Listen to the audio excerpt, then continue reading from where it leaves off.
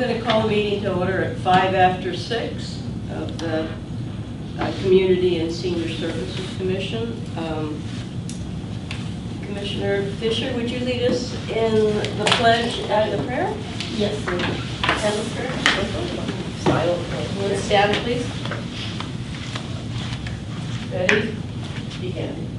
I pledge allegiance to the flag of the United States of America and to the republic for which it stands, one nation, under God, indivisible, with liberty and justice for all. Please standing. We're gathered here, dear Lord, to do the business of the city for our commission, and please bless everyone that has come together with consensus for the best outcome of our city and our residents. Please watch over us and protect us as we go through these duties, and thank you and amen. Amen. Roll call, please. Commissioner Diaz? Commissioner Fisher? Here. Commissioner Gutierrez? Here. Commissioner Munoz? Commissioner Torres? Here. Commissioner Velez? Commissioner Williams? Yeah. Commissioner Patel? Yes. Vice Chair Mason? Here. We have a quorum. Do you have any oral communications in here? I don't see any of you left. No card received.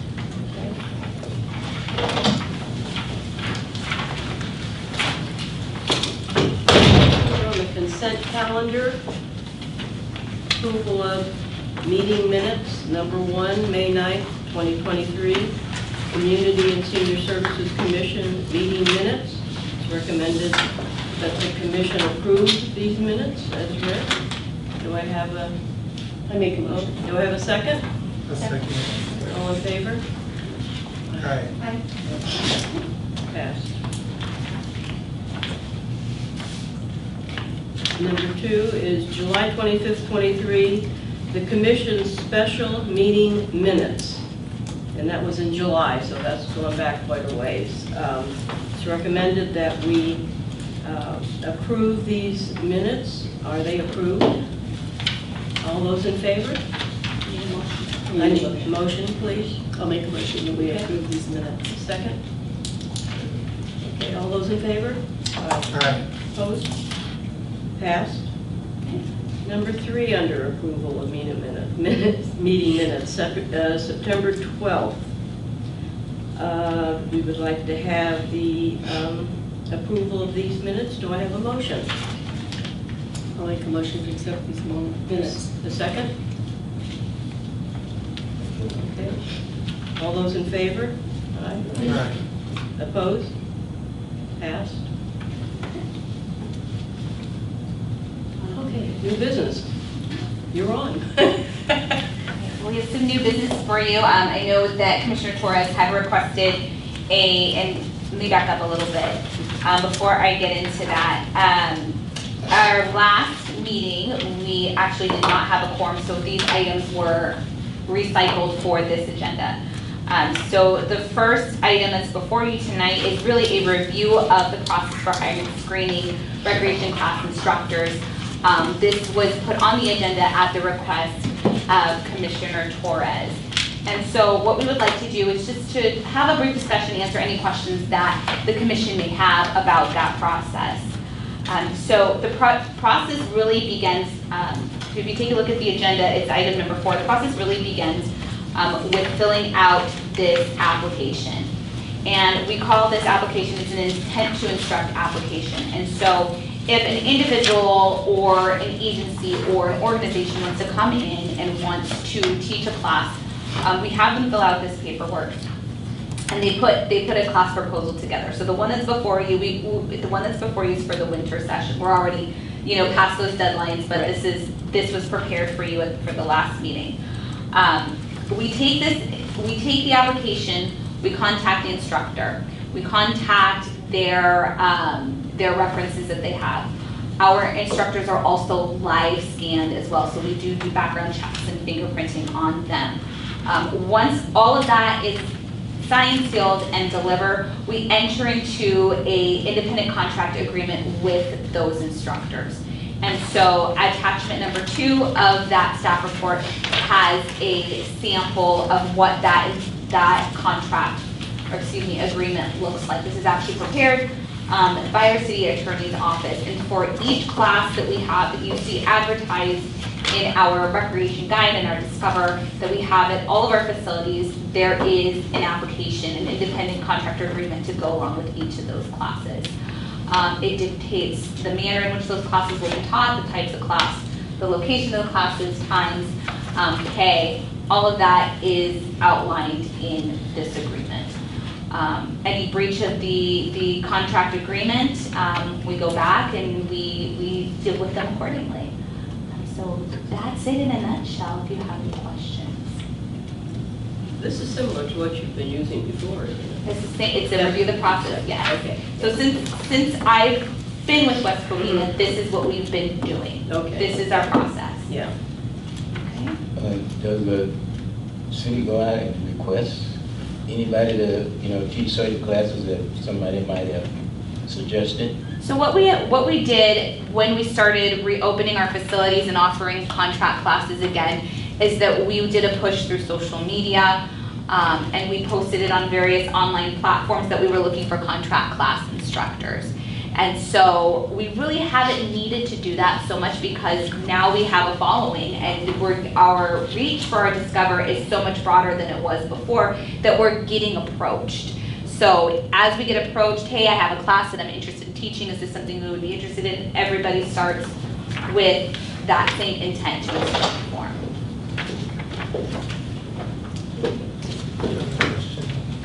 Yeah. Sorry. Oh, there's a question? Yeah. So the period of the contract, is it a year?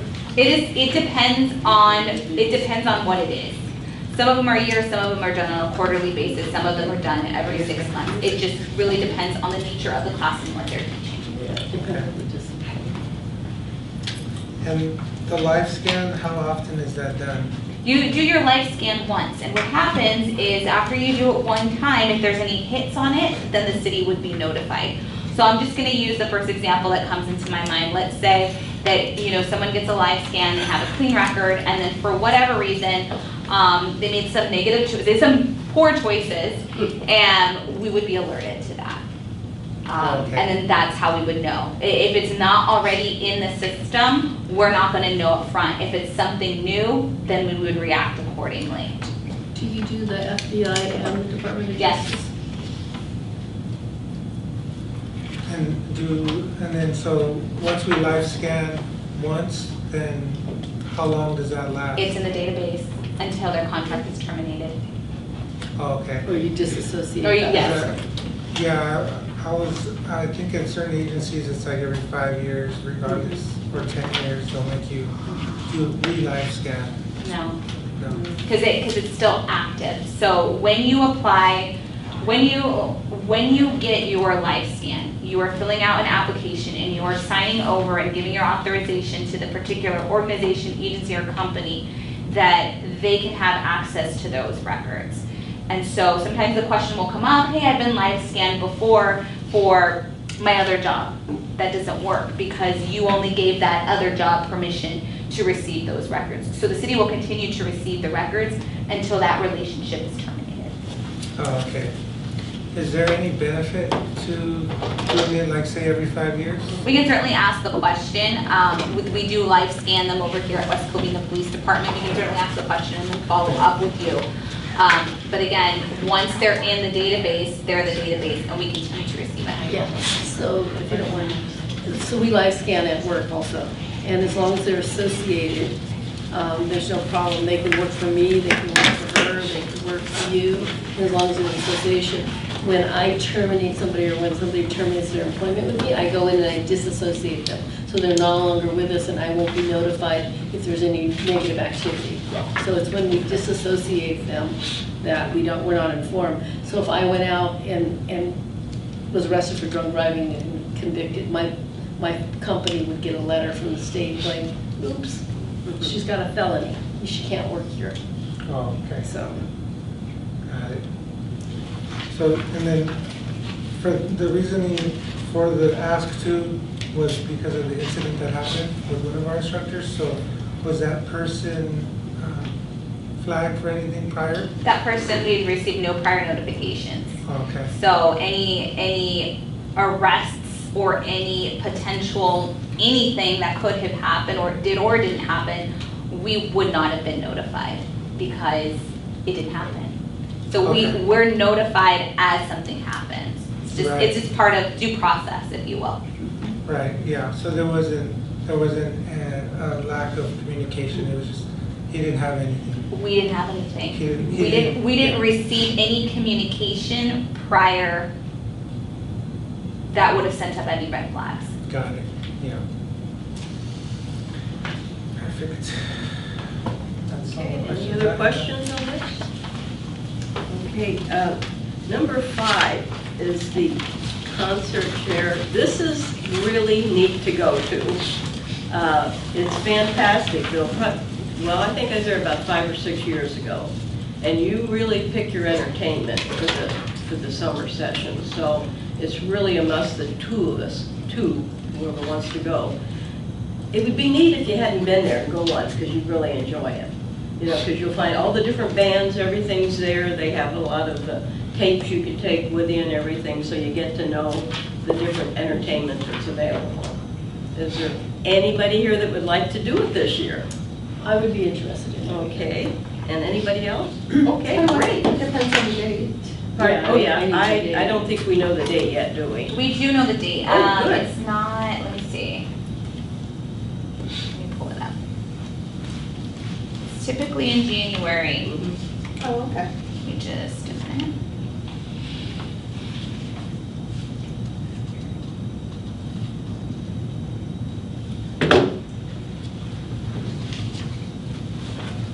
So we did receive an update.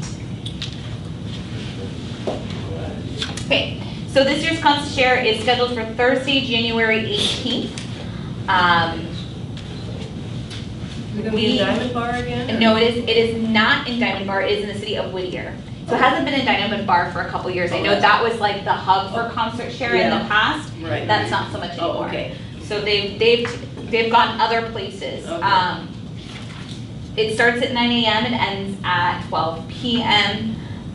There is typically a lunch at 12, so it's more like 9 to 1.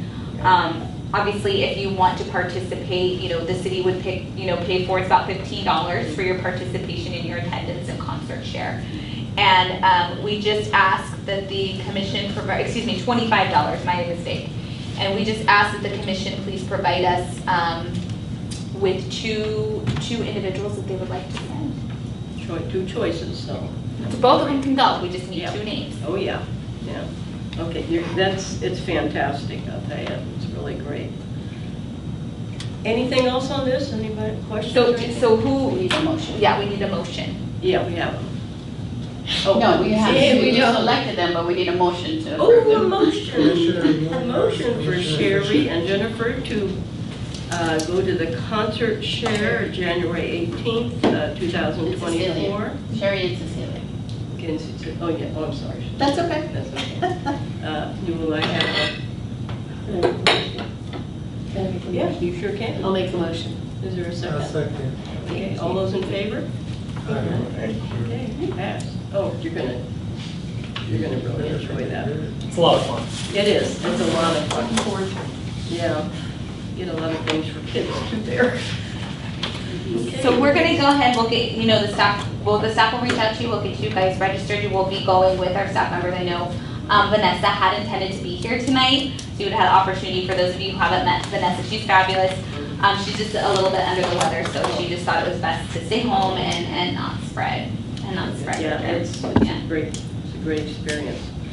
Okay, you have number 6. I do. We actually have a presentation, so we're giving you a quarterly update of our activities that took place during the summer. Again, this does seem a little bit late, but our intent was to show this That's to right. you back in September. Exactly. And then you will receive a quarterly update for the fall at your next commission meeting. So we appreciate your understanding and flexibility. But before we jump into that, I just want to just give a brief moment to acknowledge that we do have one of our council members here with us tonight.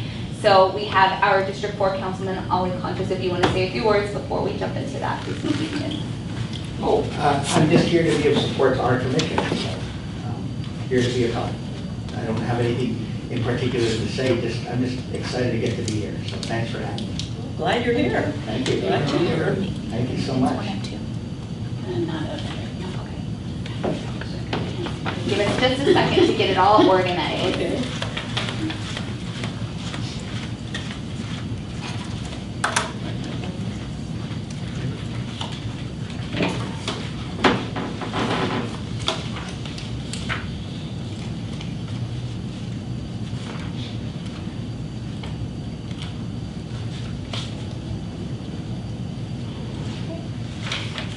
Deb, are you going to be the man in white for me today? If I can figure out how to get it to work. Okay, give her just a minute. Oh, there we go. So as you are aware, the Public Services Department is actually made up of two divisions. It's made up of both the Community Services and the Maintenance/Public Works Division.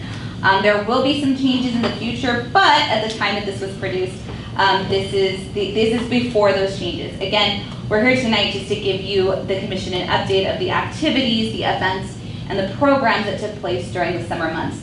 So real quick, just a snapshot of the department and the staffing. There's a total of 54 staff members in the Community Services Division. They're made up for full-time staff, myself. I serve as the Assistant City Manager as well as the Director of Public Services. We have 1 Recreation Services Supervisors, 4 Community Services Coordinators, 1 Administrative Assistant, 1 Head Cook, and 1 Office Assistant too. As far as our part-time staff members are concerned, 6 site coordinators, 2 daycare directors, 2 daycare teachers, 1 assistant cook, 1 office aide, 1, and 32 recreation leaders. So we really rely on our part-time workforce to do all of the programs, all of the events, and to manage and operate the various recreation facilities that are throughout the city of West Covina. So my ask to you is when you see those part-time staff members, whether it's at an event or you visit a facility or you're out at one of our parks, please thank them for their service if you appreciate the work that they're doing. Always do, because they're so kind and courteous and helpful, and they do a good job. Is Vanessa the supervisor? Well served. She's doing an excellent job. Excellent. I couldn't agree more. Yes. And out of curiosity, do they have different badges or are they the same for The part-time same. and full-time? Part-time and full-time have the same badges. Okay. So we'll start off with our first facility, which is the Cortez Park Community and Senior Center. Hours of operation Monday through Friday from 9 a.m. to 3 p.m. Next slide, please. Senior Services. The mission is to provide an environment that promotes the independence of senior citizens in West Covina by offering a variety of direct services and programs adapted to their specialized and changing needs and interests. Go ahead and advance to the next slide.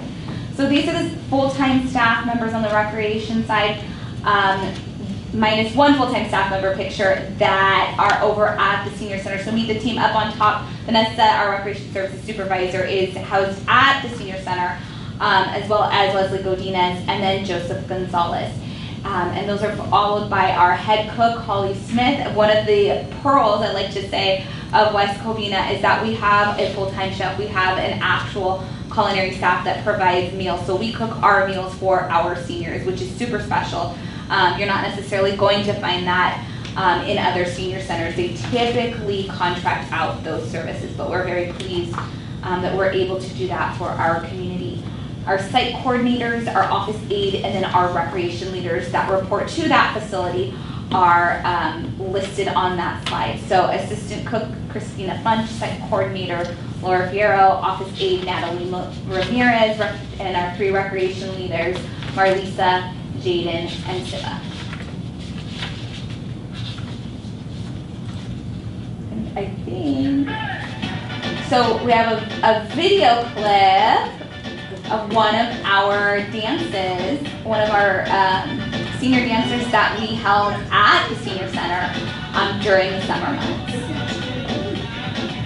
I know, it's surprising. Everyone's always, I saw your smile on your face, Commissioner Munoz.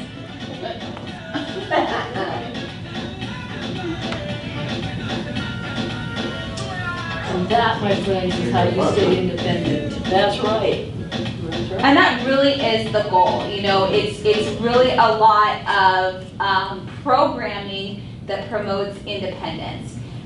We understand that it's a choice for them to come to our facility, and we want to make sure that they exercise that choice and continue to by making sure that we have programs and activities that are of their interest.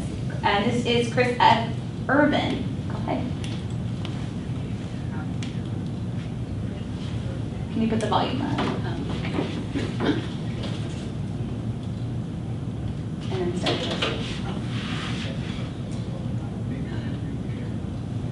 Hold on, we're gonna put the volume up. Any left? The keyboard's over there. What do you need me to do? One more time? Their volume on the keyboard. We can come take a look at it. Yeah. Oh, that went there. Oh, here we go. Hold on.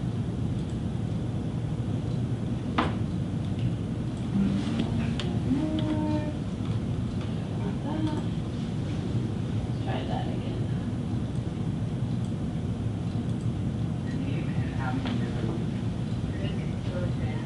It still didn't go all the way. She has a soft voice. Yeah. Favorite memory here within our Very soft voice. The remote doesn't work because Okay, the TV, please, Mike. 48, and we got to be in their senior center, and our chef and the assistant came along. The food that they served was always wonderful, great, and it's just a great atmosphere. They outside. We have lots of wonderful dances and barbecues where fire department comes over here and does the barbecues. And just so many activities going on. I don't look at it. And I love it. Those are my favorite memories. And then anything else you'd like to share with us? Well, they provide a lot of classes. I've gone to the CPR class, which is important. And, you know, medical situations that everybody can be in. And CPR, you want it without having to do mouth to mouth if you don't feel comfortable with that. And the police department, the fire department can do that. And just a lot of classes on keeping up with electronics. You know, community stuff going on, and they just do a lot of good. So happy to be part of it.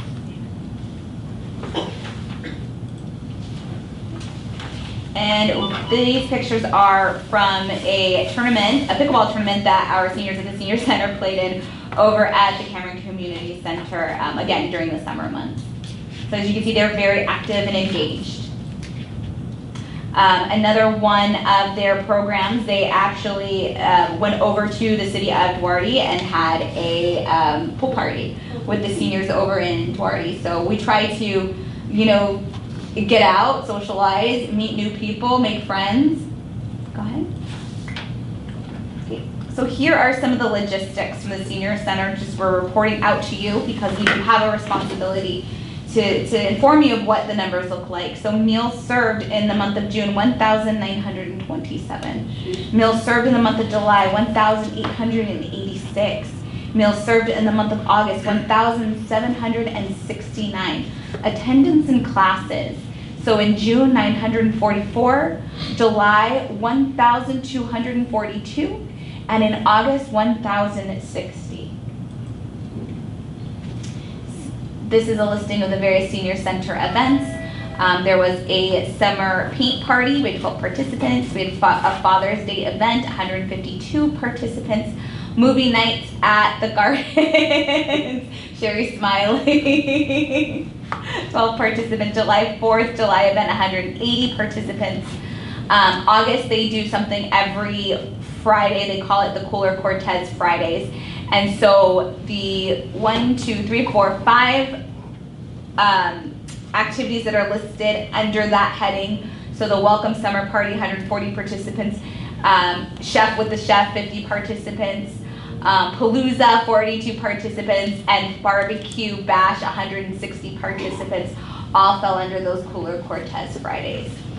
And then underneath that are some of the upcoming events at the Senior Center. Again, you know, this was prepared back in September, but we advertised our Halloween Bash on October 27th. They celebrated Veterans Day on November 8th, having a volunteer lunch on November 17th. Of course, Thanksgiving will be celebrated on November 22nd. And then they'll do a fun activity weeks-long of activity called Christmas at Cortez, beginning December 18th and running through December 21st. That So, is busy. Yes. Were Yes. the meals served, that's not counting like special events, right? It's just like the daily. Monday to Friday. The Monday through Friday. Yeah, just the normal work day. At Cortez. At Cortez. At Cortez, yes. That's about 100 lunches a day. Yeah, at Cortez. And I mean, it's amazing if you haven't had the opportunity to see it. You know, we invite you to come by. If you haven't had the opportunity to tour the Senior Center, please let me know. You know, I would love to be able to set that up for you so that you can see, you know, for yourselves what's going on. And the food is delicious. Yeah. Holly And I is know a during great the- chef. During the pandemic, they were doing delivery. Do we still do that? When? But we when do requested? have frozen meals that they can take home too. So I mean, we do quite a bit at that facility. There is an intake form because it is a county funded program, so we do receive funding through the county. There is an intake form that needs to be filled out. We don't turn people away, but there is a limit of how many meals that we can serve, and that's really just based on funding. It's kind of a first come, first served Yes. too. Yes. And then like, just thinking outside of the box, you know how, I think we're partnered with Uber, right? I'm sorry, one more time? Are we partnered with Uber right now still for transportation? Yes. So then, do the seniors have an option to do some, like Uber Eats, where they could get the meals picked up and taken to them? You know, we haven't looked into that option. The first thought that I had when you said that is I wonder what that looks like from a risk standpoint. That's not a yes or a no, that's just I don't know. So, that's one of your questions, along with the question that you had about live scanning, and I can follow up with that for you and get that information back. So I can tell you, my residents use the West Covina Uber program, and they love it.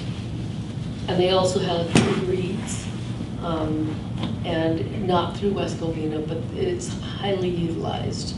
So they have that option, it's available.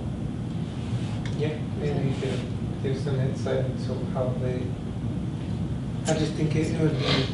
Yeah, you're saying to another have tool. our meals delivered. I don't, and because it's county funded, and I'm thinking about this too, I don't know that we can, but I can certainly ask the question. Yeah, because if you can, then I would imagine there being some sort of sign that says like Uber pickup, and then the seniors could request their meals to be picked up and taken to them. And, you know, they're willing to pay, and then if we could subsidize, that would even be better, but I don't think they would mind paying. Oh, yes, they would. Oh, yes, they would. Well, maybe they would mind, but I think They they would. would pay to bring it. Speak for yourself. I have 114 residents, I can tell you they would mind. I'll quickly go through the list of classes at the senior centers: Zumba, line dancing, happy line dancers, Latin dance, ballroom dance, flex fitness, Tai Chi aerobics, yoga, mobile information, technology, basic computing, home gardening, watercolor, painting, and pickleball. Free services include case management, notary, legal, real estate option programs, free workshop, smart gardening workshop, changing my diet to manage my conditions workshop, aging and vision loss workshop, breathing better with asthma and COPD workshop, notary workshop, real estate workshop, Medicare chronic plans workshop, dance fitness workshop, bingo, and did I say the real estate workshop? Real estate workshop. And you also have an income tax workshop. We do, but that income tax would have been during the spring. Oh, Yeah. yeah. So the mobile information technology, is that computer, what is that? So one of the things that we've noticed is that phones, iPads, computers can be challenging to some of our seniors. So our staff gives a introductory course on how to use those mobile devices, so that way our seniors can be confident in what they're doing and can keep up with the trends that are out there and just with technology as a whole. We ran into that a little bit with Uber Go. But once you get them going, That was very useful. I agree with that. Mm-hmm. One of my friends, way he told me that. He's a doctor, but he brought up, he used to have this teaching phone. I was very happy. Good. How to set up the app and everything and use mind stuff. Good. Thank you for sharing. Environmental services are also over at the senior center. Athens, 111 low-income senior waste discount applications from June to August, so we intake those and help to process those. Just a little more insight into the smart gardening, 6 participants. Shoe drive, 16 bags of shoes collected. Paper shredding, 110 residents during the July 29th paper shredding event. 140 residents served during the August 19th paper shredding event. I'll go ahead and advance. Other senior center information. We had Senator Susan Rubio visit the senior center and recognize the efforts in providing services to senior for the Parks Make Life Better month in July. So Parks and Recreation Month is always July, and remember the commission being there to accept that proclamation, so thank you for your support. Susan Rubio's office also came to the 4th of July celebration to recognize and to lend support. The Celestial Ensemble performances during senior meal programs. We did 7 of those, and it's, I think most of you went to the Mayor's Prayer Breakfast. For those of you that haven't, it's a cello group that plays, and these kids are amazing, and so they provide their services for free, which is awesome. A recreation site coordinator, Laura Fiera, led a team of 3 teams of 2 seniors in a pickleball tournament, so we showed pictures from that. We had a registered nurse presentation on the risk of falls during the meal program. Staff participated in a resource fair at Optum Urgent Care on July 8th. Staff participated in Senator Susan Rubio's open house and blood drive event. California Relay Collaboration on July 11th provided seniors with telephone information aimed to assist hard of hearing community, and then hosted a blood drive with the American Red Cross on July 18th. Yes. Will we be participating in the health fair at Optum this Saturday? Do you know? Well, part of the challenge is that we have conflicting events. So we're doing America's Recycle Day on Saturday. So our resources can only go so far. Our next facility that we're highlighting for during this presentation is the Cameron Community Center. Operation hours Monday through Friday, 9 a.m. to 8 p.m., Saturday 8 a.m. to 8 p.m., Sunday 8 a.m. to 6 p.m. Go ahead and advance to the next slide. So the mission at Cameron Community Center, what? For the Cameron Center, is that still accurate for the Sunday? Well, we do have a reservation. So all of our community centers do have rentals that we allow to take place in the facility. So I know that you're talking about the church that rents and pays the rates for that space. And so yes, they do use, the gymnasium and some of the other spaces on Sunday mornings. That was a long-standing tenant, if you will. I think I don't even want to say it's a tenant, it's a user group that provides that steady rental in that space. So we'll go ahead and jump back into the slide. The mission is to create a safe and fun environment for all members of the community with programs that involve youth and adult sports, performing arts, and everyday access to the facility. The goal is to provide quality recreational classes, social activities, educational opportunities to participants of all ages. Advance to the next slide, please. So our full-time staff member at the Cameron Community Center is the Community Services Coordinator, Clarissa Romero. And then the rest of the team, Site Coordinator Cameron Moreno, she is part-time. Site Coordinator Sophia Bush is also part-time. Administrative Assistant is full-time, that's Stephanie Gonzalez. And then we have the recreation leaders, Hal, Scott, Jaden, Michaela, and Jack. West Covina Youth Basketball, our recreation basketball league, is run out of the and they're so cute. Go ahead.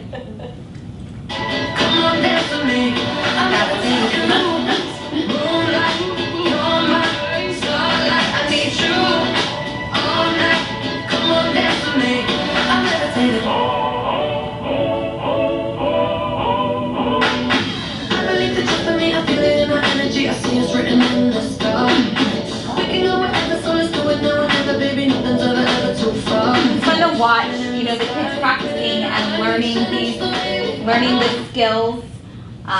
We have a combination of volunteer coaches and then staff to supplement. So we're very, very fortunate that we have individuals in the community who have stepped up to the plate to assist. And then we have an athlete interview. Go ahead. Vera Rodriguez. My favorite thing, I've been playing basketball for over a year, I think. And my favorite part about this place is that they believe in all of us. They just believe in all of us. And playing basketball here is very amazing. Just not only basketball here, volleyball, tennis ball, anything. But my favorite thing about basketball right now is that I get to learn how to do new things that I never taught before, so I can get better and learn better and get good. And that's my favorite part about this stadium. And that? Okay. My name is Camille Gonzalez. I've been playing basketball for almost a year now, and I really like playing, especially in West Covina. The coaches are really nice, and I appreciate that they spend their after days and on the weekends to coach us and just be there for our tournaments.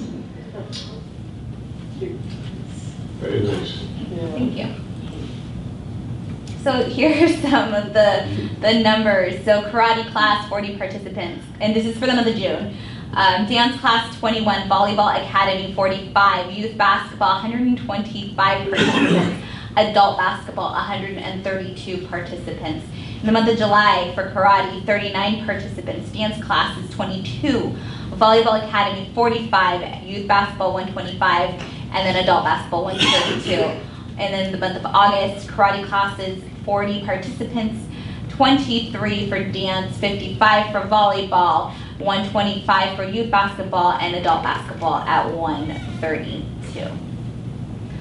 We did list some of the upcoming events. Again, some of the upcoming events have already passed because this was the your summer breakdown, which would have taken place back in September, where we talk about the basketball banquet, and the basketball playoffs that took place during the month of September. So you would have seen this in advance. Unfortunately, it didn't turn out that way.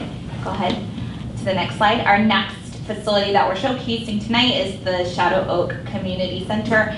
The facility hours for that center are Monday through Thursday from 8 a.m. to 5 p.m. We actually reopened that facility. It was closed during the pandemic. They all were. That was our second to the last facility that we reopened after the pandemic in 2021. The mission statement for the Shadow Oak Community Center is to promote quality recreation opportunities for all children of West Covina by providing a variety of programs and activities. We believe in creating positive experience through leisure activities and recreational programs that fulfills the needs of the community and create lasting memories. Our full-time staff member at Shadow Oak Community Center is Leslie Bravo, and then she is supported by a team of part-time staff members, site coordinator Manuela Gonzalez, recreation leader Francisco, recreation leader Marianne, daycare director Ileana, and then daycare teacher Brianna. Go ahead. So we have a Tiny Tots program that we run out of the Shadow Oak Community Center. I'm chuckling at little Azul. So Azul is going to give you her opinion. Go ahead.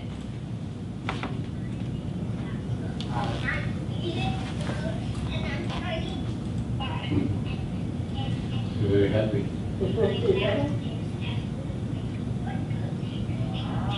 Okay, so can you tell me one of your most favorite memories here at Tiny Tots? Playing And Legos, and what else?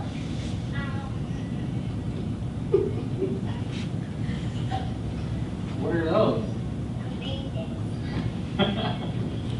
Who's your favorite teacher here? Who's that? You can say good opinion. And what are you? An astronaut. You want to be an astronaut when you grow up? Yes. Yes? And what do you want to explore? No, I want to be a pirate. You want to be a pirate?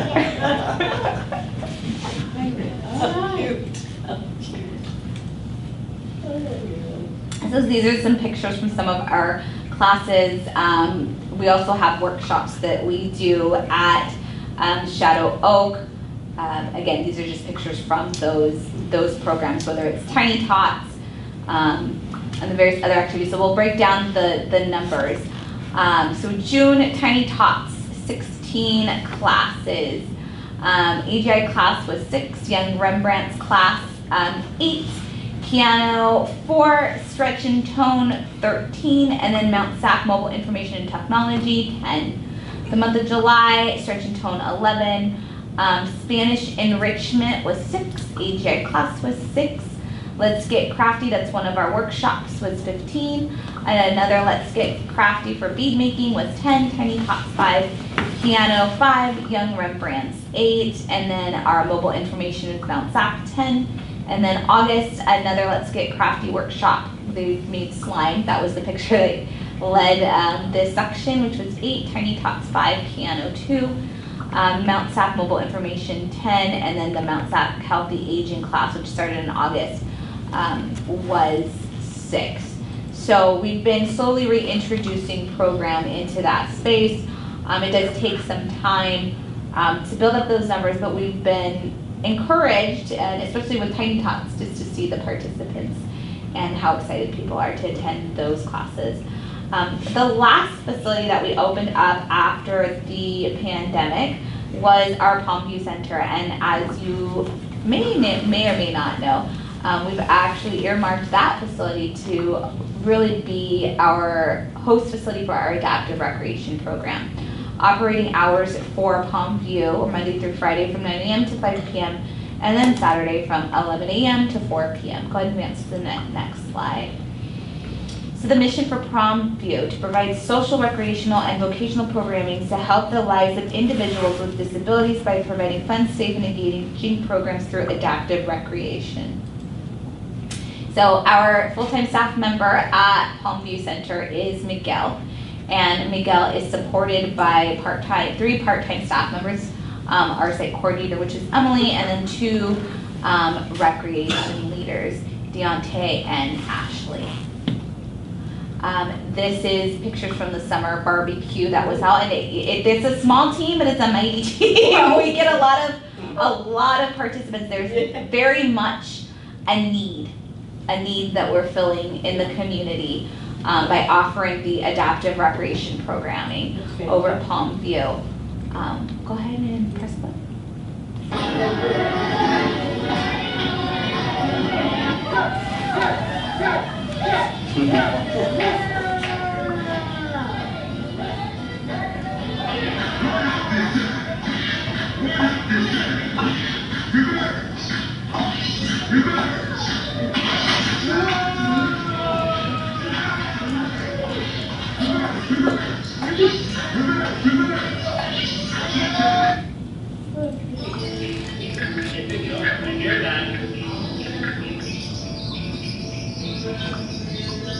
You want to show me? So this video features the music therapy class.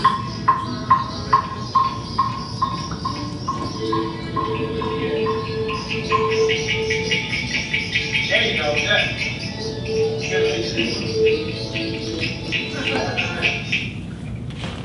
Okay, go ahead and advance to the next slide. This is some of the pictures. We had the fire department come out and visit Palmview. Go ahead and advance to the next slide. We really rely on our partnering organizations over at Palmview to offer these classes. We rely on people who are and the agencies that are subject matter experts. We didn't want to treat this as something that we made up as we went along. You know, we wanted to make sure that we had quality programs, again, with trusted program providers, one of which is our Mount SAC classes that we offer there for the special needs. The Mount SAC classes are free, and that's amazing that we're able to do that for the community. Mount SAC is allowing us to roll them out slowly. As you can imagine, they want to see, okay, what those registration numbers look like before they start giving us more classes. And then that's really only, you know, the fair way to do it. Go ahead and advance to the next slide. So we'll get into who does what. So Mount SAC offers social skills, interacting with emergency personnel, baking and cooking, health and fitness, lifelong learning for special needs population. Delhaven Community Center offered both art therapy, Zumba, and then we're also offering Let's Get Crafty through Delhaven, Recreation 101, and music therapy and drum circle. Go ahead and advance to the next slide. So let's get into some of the logistics. So Mount SAC class attendance for the month of June is 254. For the month of July, 203. For the month of August, 271. The Delhaven class attendance for the month of June is 154. For the month of July, 101. And for the month of August, 77. Upcoming events, Adaptive Recreation held a Halloween event. Some Halloween events, they did a pumpkin carving and then a Halloween costume contest. And then they'll be doing both winter Wonderland events, cookie decorating, and a winter formal. So we're really pleased with the programming and the variety that's being offered there, and we're excited to show and report back to you what those numbers look like, as well as provide you with the pictures and the videos when we update you on the fall. Go ahead and advance to the next slide. We have a daycare that we run, the Vine Daycare Center. Hours of operation, Monday through Friday before school, 6:30 a.m. to 8:30 a.m., not p.m., and then after school from 2 p.m. to 6 p.m. That would be a really long day. Go ahead and advance to the next slide. So the mission for our Vine Daycare is to provide a safe and nurturing environment designed to promote physical, emotional, and social well-being to the children. In addition, they believe the children in their care will develop a positive concept of themselves and worthwhile individuals as able learners. Go ahead. This is elementary grades.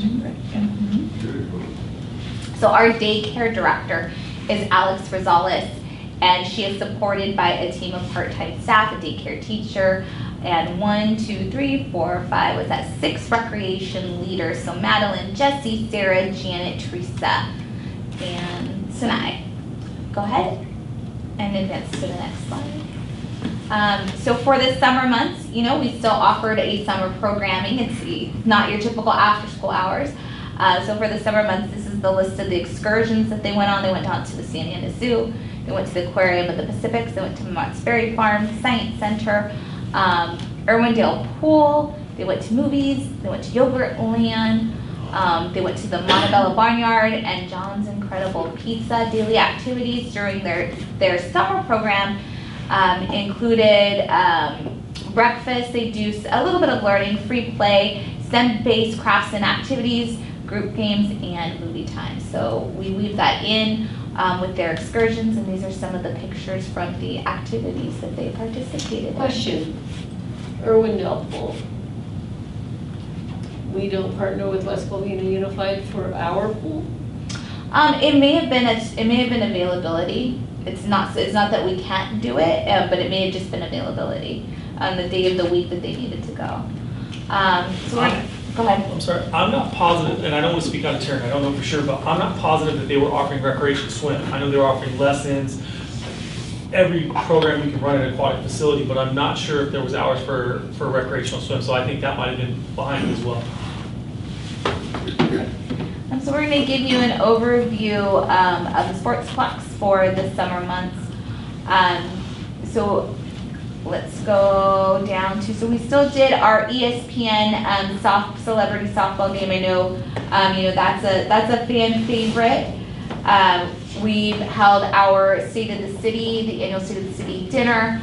We continue to have tournaments on the weekends, as well as league nights and practices.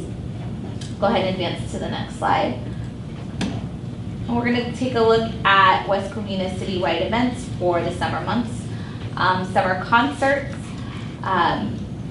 We started in June and went through the month of July. We skipped 1 week, which was the week of 4th of July.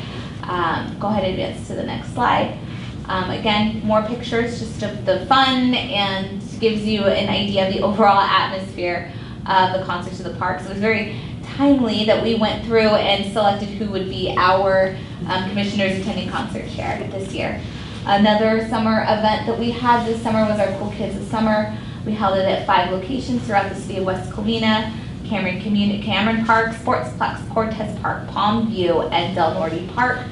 Over a total of 1,500 children in attendance, and just combining all of those weeks together. And then this year's Cool Kids of Summer also expanded by including food and retail vendors. So I think it was great. I think, people had the opportunity just to come out and be silly with their kids and with their families, or just kind of hang out at the park and enjoy water play. I know, Councilman Contos is there, and he's at, he's right there too in the picture.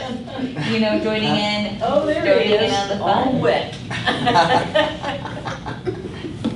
Our Centennial 4th of July fireworks spectacular, over 6,000 participants, over 20 food and retail vendors, jumpers, free face painting, free train rides, kids crafts, interactive games, rock climbing, heroes recognitions. We had two bands, Bruno and the Hooligans and Remix, and then we ended with our fireworks spectacular.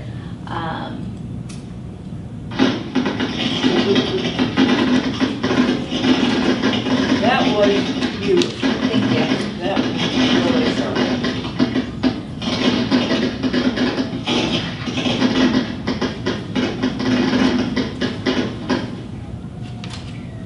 What I love about, one of the things that I love about the 4th of July and some of our bigger events is just the opportunity that we get to work with all of our departments. Now, while community services is the division that gets to report back to you on it, it's very special to be able to work with maintenance, to be able to work with PD, fire, code enforcement, finance. I mean, it really takes every single department to participate on some level to put on an event like this. And it truly is all hands on deck. So that is something that's truly special, something for me I'm very proud to get to be a part of. Go ahead and advance to the next slide. And that's it. That is your rundown of summer. We also have one other, the maintenance. So we cannot do what we do without our maintenance division. And that's, beyond, parks. That's beyond events, being in the facility today, the fact that the lights are on, the floors are clean, that things are operating and running, that is our maintenance division. We have streets, we have lights, all of that, the fact that that is functioning, our maintenance division is responsible for maintaining, and I'm very proud of the maintenance team. The maintenance division staff at the time that we created this, 38 total staff in the maintenance division, 7 office staff, 1 superintendent, 1 management analyst, 3 coordinators, 1 administrative assistant, and 2 part-time office aides, 31 field staff, 1 building lead worker, 2 lead workers, 2 electricians, 4 maintenance worker 3s, and 22 maintenance worker 2s. Mike, do you want to take it from here? You didn't do anything. Before we start, so I know that's long term, but what are the plans for the maintenance, I guess, yard, and like how are we going to handle that change when that happens? You mean just selling of the maintenance yard? Where are our facilities going to move to? That is still an ongoing conversation with our city council members. So we're going to stick to the slideshow for the time being. Yeah. Thank you. As Roxanne stated, our team we have 31 field staff. We're kind of broken up into 3 divisions. We have our facilities, We have streets and we have sewer. Our electricians work in streets and facilities. There is a breakdown. We have two staff in city facilities, so that's all our buildings: Palmview, Cameron, Senior Center, City Hall, Police Station, and all of our park bathrooms and things of that nature. We have 4 people in sewer, three people in electrical. We have 2 electricians, and we have an assistant that's learning the trade with them as well. That work, they hang our street banners, they work on all of our lights, paseos, any electrical issues that should arise. Traffic signals. Traffic signals is a big part of what they do. Thank you, Deb. I appreciate that. We have 5 people working streets and safety issues, so that could be potholes, sidewalks, illegal dumping, curb painting, signs, and any other safety issues that arise. And then 6 more staff working in the sportsplex, and they do field maintenance, facility maintenance, keep the grounds looking nice, repairs. They do building repairs, so kind of jack of all trades up there. And they also work out on our streets as well. We have some medians that we take care of and some other stuff, so they do landscaping in other areas. You might see them working out front. We're getting ready for the holidays, and we'll be lighting the trees soon, so they're out front, making sure that the planters look nice and getting ready for the holidays to make the place look as best as we possibly can. And then we have two workers that work graffiti. Graffiti abatement is something we run around the clock. We get more requests than we know what to deal with, but our goal is to get everything down in 48 hours. We try to do it we say 48 hours, but we're trying to get to it in 24. In rare occasion, it is 48, but for the most part, we're getting to everything very quickly and turning around as fast as we can. Point I'd like to make before we move into the slides: all the staff, we're talking about the bodies that we put in places, but 31 field staff for 16 square miles it's a lot of area to cover with limited resources. So our goal is to be as versatile and flexible as possible. We want to be able to deal with any issues. So our crews, we preach versatility. We preach them working more than one area. So you might see somebody in buildings, and that might be their primary assignment, but it's not out of the ordinary for them to go work graffiti if we need somebody to cover a day. It's not out of the ordinary for someone in the sewer crew to come help community services work on one of their facilities or any other events or anything that we have to prepare for. So the point I want to make is our team is flexible. We try to be versatile, and obviously there's a lot of issues that we deal with on a daily basis that we're trying to resolve, and flexibility is the key to that. So our day, one of the things that I like about our job is we actually do something different every day. Every day we have something new to deal with, and I'm so fortunate to work with a fantastic team that does all the communication, keeps us all straight. Renee Chavez, who's our analyst, she helps us with our contracts and all our paperwork and all the things that we need to tools we need to accomplish our job. So anyways, wanted to take that second to just talk about the different things we do and that we try to be flexible and deal with any situation whenever it arises. So Deb's on the first slide. This is some of the things that we've dealt with that we see that we see at different times. Some of these pictures are from windstorms. We have downed trees. The skate park flooded. We had a sump pump that went out at the skate park, which caused the skating park to turn into a pool, which we need to address right away. Potholes. The windstorm, I don't know if you guys recall, and I believe it was late August, early September, there was a windstorm. The hurricane? Yeah, canopy completely blew off of the playground at the sportsplex. So those are just some of the things that we deal with on a daily occurrence. Boarding up facilities, other things of that nature. I think everyone's aware of our GoGov report system. That is the tool that we communicate with the community with. That's how people let us know about their concerns, their issues. We receive, countless amounts of requests. From June 1st to November 11th, we received over 2,808 requests for that time period. Just for public services. Just for public. Just public services. Yeah, that's public services. That's not code enforcement. And what else reports there as well? Does that include graffiti? It includes graffiti. Yeah, okay, so that's graffiti and all of our maintenance requests, but not including code enforcement. Breakdown of the requests: there was 1,271 reports received for graffiti, 781 reports received for tree and vegetation, 315 reports received for trash, recycling, and various other issues reported, 139 reports received for street safety, potholes, sidewalks, missing signs. We had 71 reports for park maintenance, 85 total reports for electrical issues. That's street lighting, traffic signals, any other facility lighting. And then 32 reports received for sewer. As you see, we closed out 759 reports. When you break that down between the staff that we have, it's a very large number that we're accomplishing with the staff that we have. On top of the reports, we have our routine maintenance. You know, we have grid cleaning of the sewer system. We have inspections of our lift stations. That, you know, we have 8 underpasses with lift stations that, you know, we need to make sure the pumps are working and we're ready for any storm or anything that comes up and arises of that nature. So there is a large amount of information that comes in, and we try to resolve as much as we possibly can. Some of it, even though it comes to us, we might not be able to deal with. Say we get a report for a pothole and it's not something that is, say it's a long stretch. Say it's a Azusa from Roland to San Bernardino Road. That is not something that maintenance would address. That would be something that we refer to engineering to put on the CIP list to make sure that we get the roads taken care of in a street project. So that's why there's also requests that come in that we don't necessarily close right away. Okay, next slide.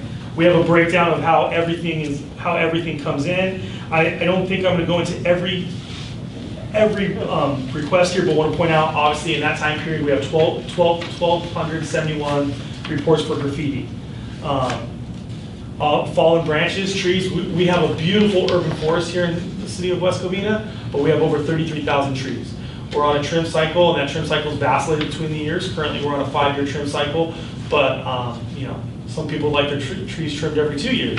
And obviously, we have a line that we have to hold, and we deal with every situation differently. We have to make sure that we're being safe and we're keeping the public safe. So we address it on an as-needed basis, but that's another large amount of requests that come in. Shopping cart retrieval, over 102 shopping carts. Tree trim requests, as I talked about, we had fallen branches, 248 fallen branches, but we had 500 trim requests. So a lot of that is us responding to the residents saying, hey, you know, you're scheduled for, you know, they can go to on GIS on the website, we have trim cycles of when everybody's scheduled to be done, and there's years for that, but you know, we have to reiterate that and talk that through on occasion. So those are just some of the examples we do. Next slide, please. This is just images of fallen branches, hillsides. You know, hillsides are large. You know, we have large trees and things that have grown for decades, and so there's large branches that fall on hillsides. Obviously, there's also things in the summer, in the hotter months. We don't know why trees drop branches. Trees will just drop branches, and you know, nobody, an arborist hasn't been able to explain it to me. I'm not an arborist, but in dealing with the arborist and the people that we talk to, July and August just are this months that trees are known to drop limbs. There's no rhyme or reason for it. It could be a healthy tree, it could be trimmed, everything could be done, but limbs are still dropped. So, you know, that leads to different issues and things that we try to take care of and do the best we can customer service wise to get our residents what they need, what they want, and keep everything as orderly and safe as possible. We also have, I don't know if you've noticed around town, but like along Azusa, we've planted more plant life, and we're working on improving the overall image of the city. You know, our staff we have a contractor, Brightview, that maintains our medians, but we also have certain medians that are not part of that contract, and our own staff maintain those. So these are just images of some of the stuff they do and how they maintain the medians.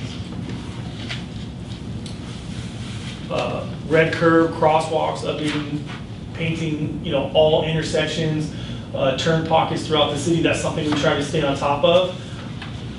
With our limited resources, we aren't able to do it as much as we want to, but we definitely try to stay on top of the schools in the summer months so the schools are ready for the school year. Red curb, we received numerous requests for red curb, so we try to stay on top of that, keep it fresh.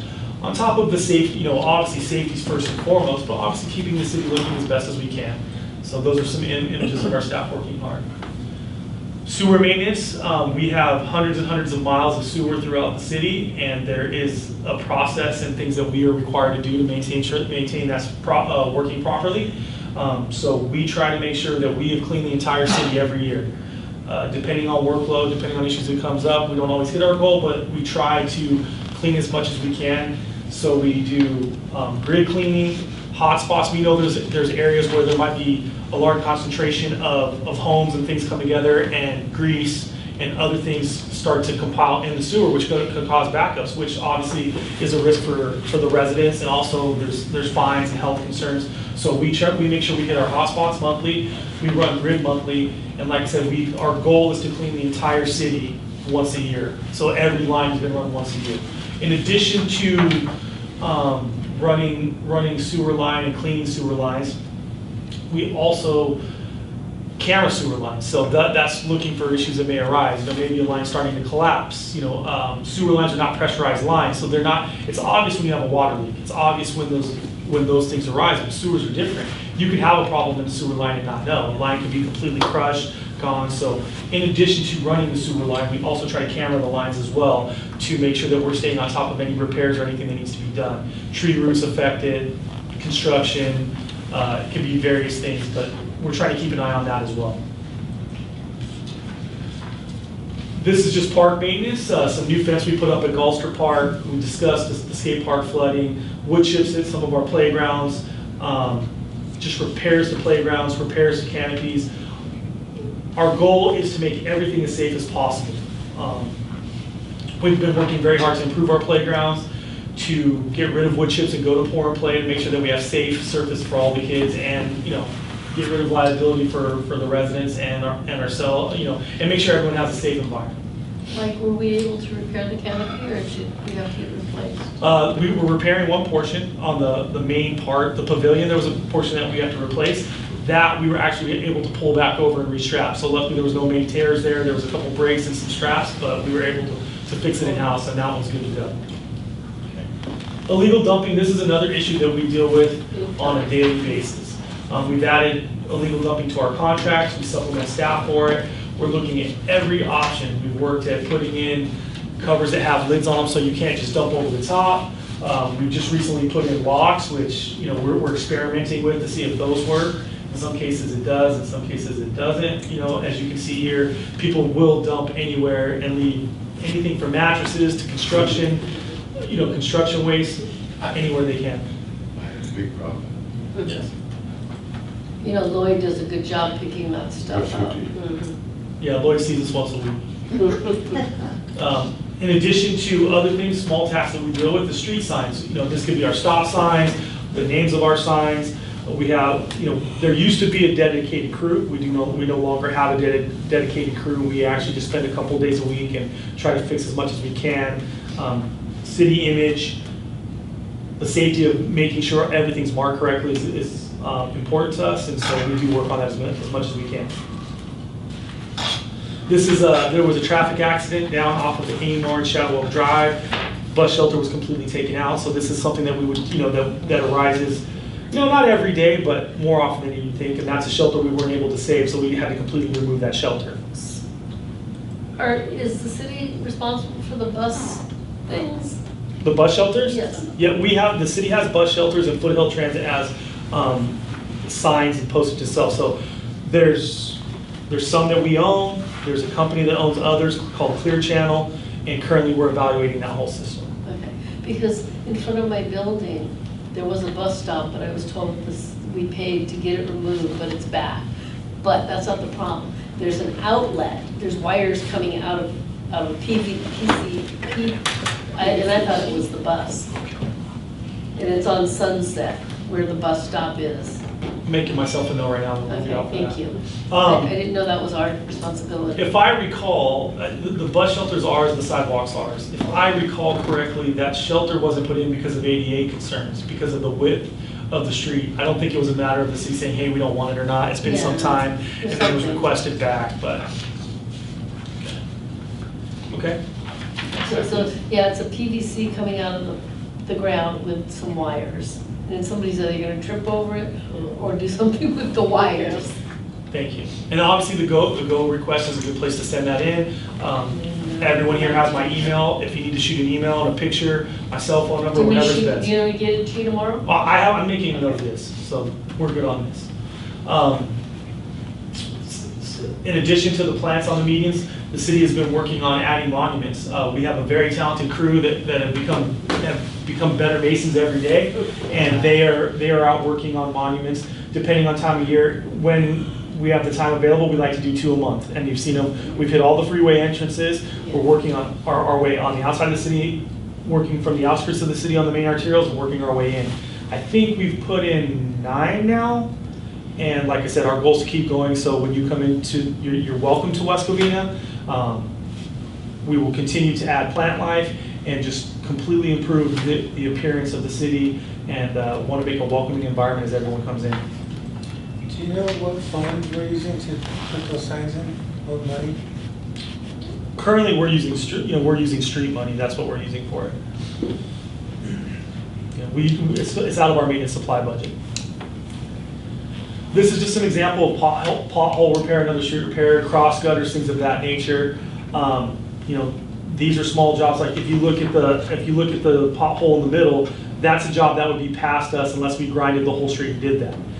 That's something we would refer to engineering to add to street projects, to make lists and accumulate what we can to repair the streets. What I do want to mention though is I'm pretty excited about this. I get pretty excited about getting better at what we do. We just purchased a grinder for our skid steer.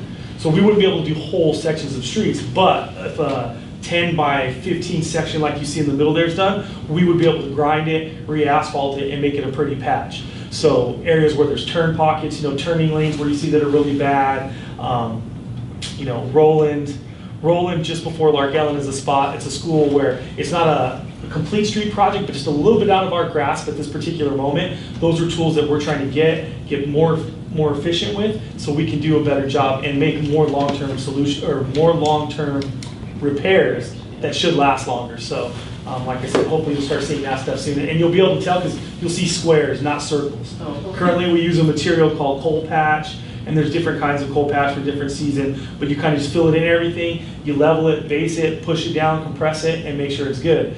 So when you'll really notice the differences is when we get the grinder, we'll be cutting out squares, and you'll see square, fresh patches. So, exciting stuff for us.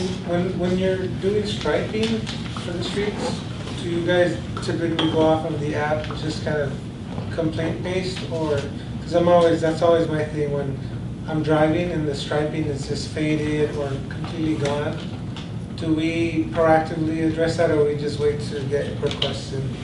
In my perfect world, we would go to one side of the town and I would have a crew and we would start and they would just work their way all the way over here and then I'd send them right back. Unfortunately, we don't get to do that. We go on a request basis. There's some things like lags, like the white lines on the stripes. That's something we don't. Obviously, we can do them, but we do not have the tools to do it. There's machines that do it where you just pull behind trucks and things. We don't have it. If there's a section of small area of lags that we need to go do, we would go do that. But for the most part, when it comes to that is reported to engineering. It's part of the street project, and then after the street repairs are done, all the striping is redone. We don't have the ability to do thermoplast, and that's just like a higher quality paint. It's not a paint, but it's a material that goes down and lasts longer. Like paint lasts 2 to 3 years, thermoplast lasts 5 to 7. So, And so for streets that are really bad, that are missing or the lags or the striping. So like I think it's Roland or Workman, the center line's completely gone on some sections. Barely faintly see it. Are we able to do like a temporary fix with those little tags they do on construction projects where they add in those? It's definitely something we can look into. It's something that, we report to engineering. Like I said, currently center line is not something that we have the machinery to do center line. So right. That is something that goes with street projects, but anything's an option. We can look at it. And like I said, our goal is to look at getting something to do the center striping, the lags, so we can send a 2-man crew with the truck, with the proper equipment, and knock that out. Right now, it's not time effective for us. It's easier to go to engineering. So we are looking at ways to improve on that. This is our underpasses. I briefly discussed that a while ago. We have 8 underpasses that have lift stations along the freeway. They were built in about the 60s, I think mid 60s. So they are old, but we make sure that they're operating, make sure the pumps are working. Try to keep as much debris and dirt out of the basins that catch everything. We were having some issues there, but our team has gotten better. We've improved. We spend more time for this week than we're expecting rain this week. We're out this week with our ditch witch, cleaning every basin, everything we can to make sure that there's no interference with the freeways, the underpasses. Is that what and happened with Vincent Underpass? Yeah. Vincent gets really bad. Are those our pumps or Yes. the Caltrans? All of us. So there are, but that area is Caltrans. Yeah, the area, the lift stations and the roadway underneath the freeway is ours. Oh, okay. Yeah. Just another thing we do, city facility repairs. This is just some examples of some of the work we do. If our facilities leak, we go in, patch, repair what we can, change out tiles, things of that nature. Picture on the left is a board up. We had some issues with people getting into the old Chamber of Commerce, so we had to do a board up, close the windows. The other picture on the left is the canopy at the Sportsplex, and that is the portion that actually has to be repaired. So, in the middle of that picture, in the middle there, just to give you an idea, that is the courthouse. There's a walkway between the police station and the courthouse, and a lift station backed up in the courthouse. So those are some of the issues we address as well. That's the jail time. Now, what's preventing us from demolishing the old Commerce building? Cost. I don't know if it's, I can't speak whether it's cost or not. I don't know if it's just the, projects in the line of where projects are at. It's something we discuss on a regular basis. It just hasn't come to fruition at this point. And Roxanne, are you familiar with what the plan is? For the Chamber. the old Chamber of Commerce building? Well, It's part of the property. it's part of the Yeah. property and the site to be sold. Graffiti removal, obviously that is a big part of what we do. We're running graffiti crews 6 days a week. If it's really bad, we bring staff in on Sundays. In addition, this crew, like I said, we work 6 days a week, 6:30 to 4:30, but we also have crews on call as well. So if we have a heavy workload, we come in Sundays as well. So we aren't 100% a 7-day-a-week operation, but pretty close to it. And then with on-call, we're pretty much on call 24 hours a day. So we do what we can when we can. It gets cumbersome at times. There's a lot of graffiti, and there's times that we clear stuff and it's back right after we cleared it. For example, we did California Camera, and I reported in the morning because I drove by it, and then I thought the guys didn't clean it up, but it got hit twice. You know what I mean? So it is a big part of what we do. It's something we take very seriously, and obviously our goal is to get it down as soon as possible. Yeah, Mike, I play softball Mondays and Fridays at Cameron Park, and I'm pretty much on time every weekend. On Monday, you'll see graffiti all over the storage bins, and the following day it's cleaned up. It's cleaned up, it's removed. Great job. Those trees that are there on Mobeck? We're getting removed. Yeah, I saw the. We're gonna replace them too. That means that orange, yeah, they're gonna remove them? Yep. There's no way to save them? They're in pretty bad shape and they're taking the stuff up, so we're gonna pull them out, but we are gonna replace them. But we do, after we set rid of those trees for some shade, and by the last 2 weeks we get actually termites raining down on us. Oh. There are termites raining down on us. Oh So my that's gosh. why- Yeah, and I think those trees have the bark beetle too, so they're diseased. There was no saving it. We called the arborist out. Les got a hold of us, let us know, so Yes, yeah. we weren't So able to when save is that it. gonna happen? When do you remove the trees? We didn't emergency it. There's more of a cost to emergency a tree removal. So when we put a tree on the list, it's anywhere from a month to a month and a half. It just depends on when they get to it. But it's 3 to 4 times the cost to emergency it. So for us, it's usually 30 to 45 days from when it gets on the list. It already fell. It may fall before you cut it down. The branch It's came coming off. down, yeah. Have them look at it. Dave was out. They met on site. Did they? Yes. Okay. Yeah, Les called us. We met on site with Les, and Okay. I did not see the tree. I'll drive by when I have a chance, but they met on site. Thank you. Yeah, but the big huge branch already fell. The other branch is gonna fall. So, weed abatement. So this is a hot topic for the city. This is something the city takes very seriously. In my 4.5 years in the maintenance department, it's something we tried to tackle from the beginning. Now we have staff that are certified to spray and do weed abatement. We've added it to our contracts as well. So we have 2 to 3 times weed abatement. Spraying for weed abatement. The funny fact I'd like to share with you though is that recently people would say, well, what did we do in the past? We never had weeds before. But the funny thing is we were in a drought for so long, I think people, because there was nothing, there was nothing in place. There was nothing in a contract to be done. I did my research and kind of went back to the people before, like, hey, what did you guys do before? Like, did you send staff out to take weeds down? Like, no. we didn't. So we were in a drought for so long that it's not, I mean, obviously it's not a new problem. It's a problem that's been on for a while, and there's obviously areas, you know, you see some pictures here of the wash. This is the Walnut Creek wash from Lark Elling to Azusa. That was an area that was constantly overgrown, and we added that to the contract to make sure we keep everything down and clean and kept very well. So we do what we can. We're doing what we can with our staff, with our contracts, not only to just take care of the issue in the moment, but long-term solutions. Like, we're really trying to work towards long-term solutions. If an area comes up, we try to add it. We didn't add all the Walnut Creek wash, but obviously we've discussed more. There's more we're looking at too. We added Barranca, we added Lark Elm and Azusa and those things, and as we go, we'll probably look into doing more of it. So just trying to be as proactive as we possibly can. So what part of the wash is our responsibility? Lots of debate on that, you know what I mean? Like, there's back and forth with the county, you know, and it depends on which side, because some sides, and it varies from, you know, from the 8-9 miles that the city is wide, it varies from the right side to the left side. Like off Barranca, we're responsible for the south side, but the north side we're not. So I don't know every area from the top, from specific. But we have some responsibility. Yes, yes. And we want to definitely hold all agencies accountable. And we're just really trying to balance holding the agency accountable, plus, you know, like figuring out, like, you know, for what our expectations are and what the city wants to do, and making sure we stay on top of it. Caltrans walls and graffiti have been a big issue. You know, there was a misnomer, I don't know if it was a misnomer, but when I took over, you know, like, hey, we don't paint Caltrans walls. You don't touch it. Well, in time, there's research that some of the walls we took over. So, you know what I mean? But at the end of the day, whether it's us or Caltrans, the image of it, it's our community. So we're really trying to balance that and make the agency that's responsible accountable, but also make sure our community is getting the, you know, the customer service they deserve. Because the county will let you do their job. Oh, absolutely. Yeah, absolutely. And but think about it too. Their resources are limited as well. I mean, we had a issue with, what was it, over by Bridge Creek, right? Yeah. We had an issue with, want to share that story a little bit. There was some cleanup that needed to occur. We had contacted. It's Truewood by Merrill. Okay.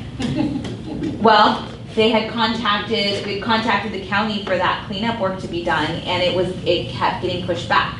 So it puts us in a spot of, okay, well, are we going to clean it up or not? You know, what does that do to the surrounding communities?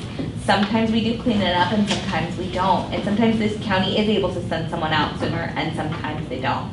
So like Mike said, it really truly is a balancing act. We have to take a look at what that risk is and also what kind of an image that portrays on the city. So it's the off-ramp, the westbound off-ramp at West Covina Parkway gets so much graffiti. I told my husband if they just give me paint, I'll go out there and paint it myself. Or I might go find some pink paint and just paint it. Don't do that. Don't do that. Don't do that. For us, this is it's a discussion we have as well. We're not going to put our staff in harm's way. We're not going to send our staff on the freeway. But the corner you're talking about, we hit it regularly. Roxanne and I discuss it regularly. I mean, you know what I mean? Like, it's been better lately, but they must crawl on their bellies. I mean, I can't even imagine, like, that's a busy off-ramp. Yeah. When are they doing that? And they're obviously, like, on their knees or their bellies doing this because it's the curb. We see some interesting things. Yeah. Obviously, we talked about our electrical maintenance crew. So a big part of what they do is traffic signal maintenance. We have 126 signals in the city of West Covina, 96 are ours, and our guys are responsible for going to make sure they're working, pointing in the right direction, they're up to code, you know, up to, not code, that's not the word, but up to standards and those issues. And it becomes cumbersome. We get a lot of complaints about timing. There's some areas that we can control timing, there's some we can't. Azusa, there might be a signal that we have that runs into Azusa, but Azusa is a main interstate, and there's timing between, you know, from Azusa all the way down to Industry. You know, those are areas that we don't control, but they're, you know, our guys work with other cities, other agencies, with counties. There's intersections we share. They also do all the electrical in our building and outlets out at the, you know, parks, gazebos, lighting there. Street lighting, we don't have very much street lighting. I don't know, there's like 9,500 streetlights in the city of West Covina, but we only own 795. Most of them are Edison, and I think you see Edison's been around replacing them. There's projects right now going on. So we also get complaints and requests about street lighting, but majority of street lighting is not owned by the city of West Covina. You know, on my street, Frontier put in this fiber optics thing. Those little rubber covers you got that go over the hose. They've got one, and we got a lot of seniors who walk in my neighborhood. But if you stand on it, you stand on one end, the other end it pops up. Stand on the other end. I reported it twice, and you said you were going to do. Somebody said we sent it to engineering. I remember discussing it. Yeah, but it's still that way. And if you pop it down one side, the other side pops. So somebody's going to trip over it, and it's Frontier's problem. But absolutely. And the city is going to get hit for it. Absolutely, and I think we appreciate getting that feedback, because sometimes what happens is when you have like other organizations or other businesses coming into the city to do work, their cleanup isn't what it should be. Yeah. And that is exactly what happened in that That's the only one I've seen that does that. But but nobody is. Frontier hasn't done anything, and the city hasn't. But the city's going to get hit if somebody trips. And it's a good engine to have. Thank you. Either way, it pops. And there is I've also reported a vehicle that's been sitting like for a year and a half. It's been sitting so long, we got weeds growing. 18 and a half to 2 feet high weeds growing. They came out and they tagged every other thing that was not the code, but for some reason they couldn't see this one car. What street is that? It's on Belinda, but it's got weeds growing front and back of it, and they're at least 18 to 24 inches high. Mike, for the soffit lights that are under the freeway, I know that's been an ongoing conversation for years now, I think. At least on my end, I've been trying to figure that out. But are we able to address that anytime soon?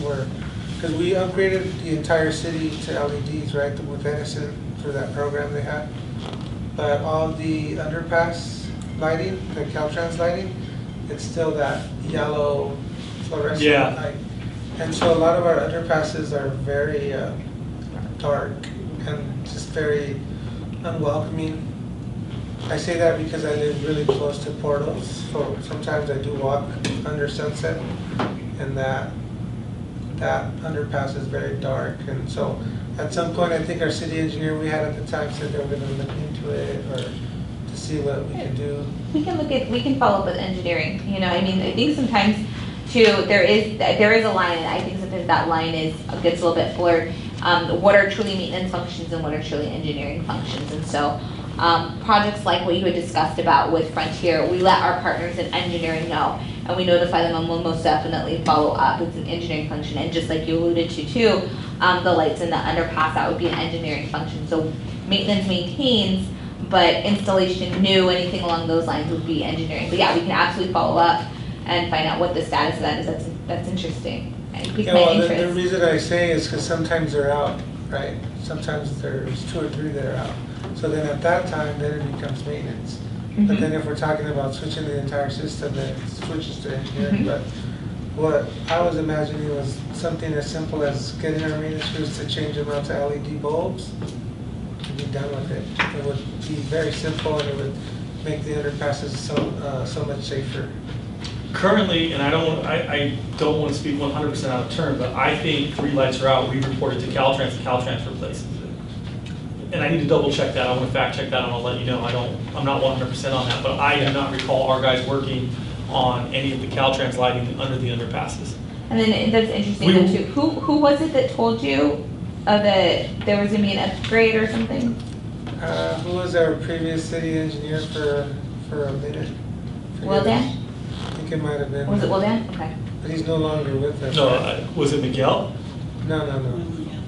Was it the firm? Yeah. So Wildan was the firm. It was the representative from Wildan. Okay. Who at the time was our city engineer. Okay. I forget his name. Wilden was never our engineers. We've only ever had Transtech. Maybe it was Trans. Was it Trans Tech? Yeah, but he talked about the same Was it Mike thing. Ackerman? He was gonna, no. Okay, we'll figure it out. He said he was gonna work with Caltrans as well. We'll But figure it out. it came to mind because we have a picture showing, but then changing the soffit light there. So I think we do something. We just, on some underpasses it's probably Caltrans, on some it's us. Yeah, to my knowledge, the only lights we have, there is lights that we have on underpasses, but actually they're not lights for safety. We have lights that for our lift stations. So we maintain those lights, but I don't believe we touch anything else. Yeah. So. Okay, thank you. This is just some other things we're working on. To the left, that's some concrete work you see at the top. That actually was a water line, and I believe that was from Del Norte Park. The main water line in the bathroom at Del Norte Park broke. So that was us cutting it out, digging up, making the repairs. You have guys working at the splash pads. I'm sorry, I work at the splash pad. We have guys working at the sportsplex. In addition to maintaining the fields and all the foliage and everything at the sportsplex, we've worked very hard to try to replace all the rotten wood and do what we can to improve the facility and more than just the turf maintenance, but the actual complete, the completeness of the entire facility. Yeah, just recognizing you for all your work on the splash pad. I know that took. It gets years, frustrating at times. So I appreciate it. It gets frustrating at times. Mike, when you guys do work, do you coordinate with Suburban Water? We've had our water turned off twice for over 4 hours. And Suburban came out, he stopped by my house and talked to me, because my neighbors think I'm part of the city. But I told him, usually when it gets cut off, he didn't know anything about it. He's the guy that was assigning the jobs. Okay. And the first time and the second time it got cut off. So it's either the park people we got doing maintenance or your guys are turning off the water without, notifying ahead of time. Your domestic water? Yep, it just shut down. Well, that is news to me because I do not believe because we do have irrigation issues down on the south side on the Paseos, but I don't believe any of our issues should affect your domestic water. Well, one spot there, they got Suburban's shut off and the park shut off right next to each other. So That's we right turned on off the their wrong drain. one. They turned off the wrong And one. obviously, they probably turned off the wrong one, but it was off for over 4 hours. Okay. And, sometimes you have senior citizens that's doing home dialysis, and that shouldn't happen. Well, a couple things. We don't have planned water. I do not know if anything we deal with would affect the house. I need to find that out. Yeah, I don't think it was any of your guys. Yeah. I think it's the park guys that are doing it. The park, we have a contract with the park, so that, it's not our guys, but we have a contract with that as well. But I need to find out a couple things. One, we wouldn't plan, if we had a planned outage, we would let everybody know. We've been having, I think we've been having a water line break, not only us in the city, but Suburban as well. I mean, we just had a main water line break on Azusa 3-4 weeks ago. So I don't think it's expected outages. I think they're breaks that have to be repaired right away. So it's not, I'm not positive, but I don't think it's planned outages. Yeah, well, the guy, I forgot his name, but he stopped by my house and asked me, why this was happening, because he said he signs all the jobs for Suburban, and he had no knowledge of either one of the 2 times. Are you by Friendship? No. Okay. I'm up by Shadow. Yeah, I don't have, I need to look into that. I need to find out. And I'm going to find out, like I said, It may not happen again, but I mean, I think there need to be some coordination if you are going to do that. Well, when we're working on something, a water line, for example, just like your house, if you have a water issue in your house, you have a place to turn that off. So we have our main line to turn off. For our Paseos, we have backflows. We wouldn't turn off whole domestic lines. I mean, that's what I'm having, that's what I need to get to the bottom of. Shutting down all the older neighborhoods. For every area, we have a backflow or a shut off that would separate us from everyone else.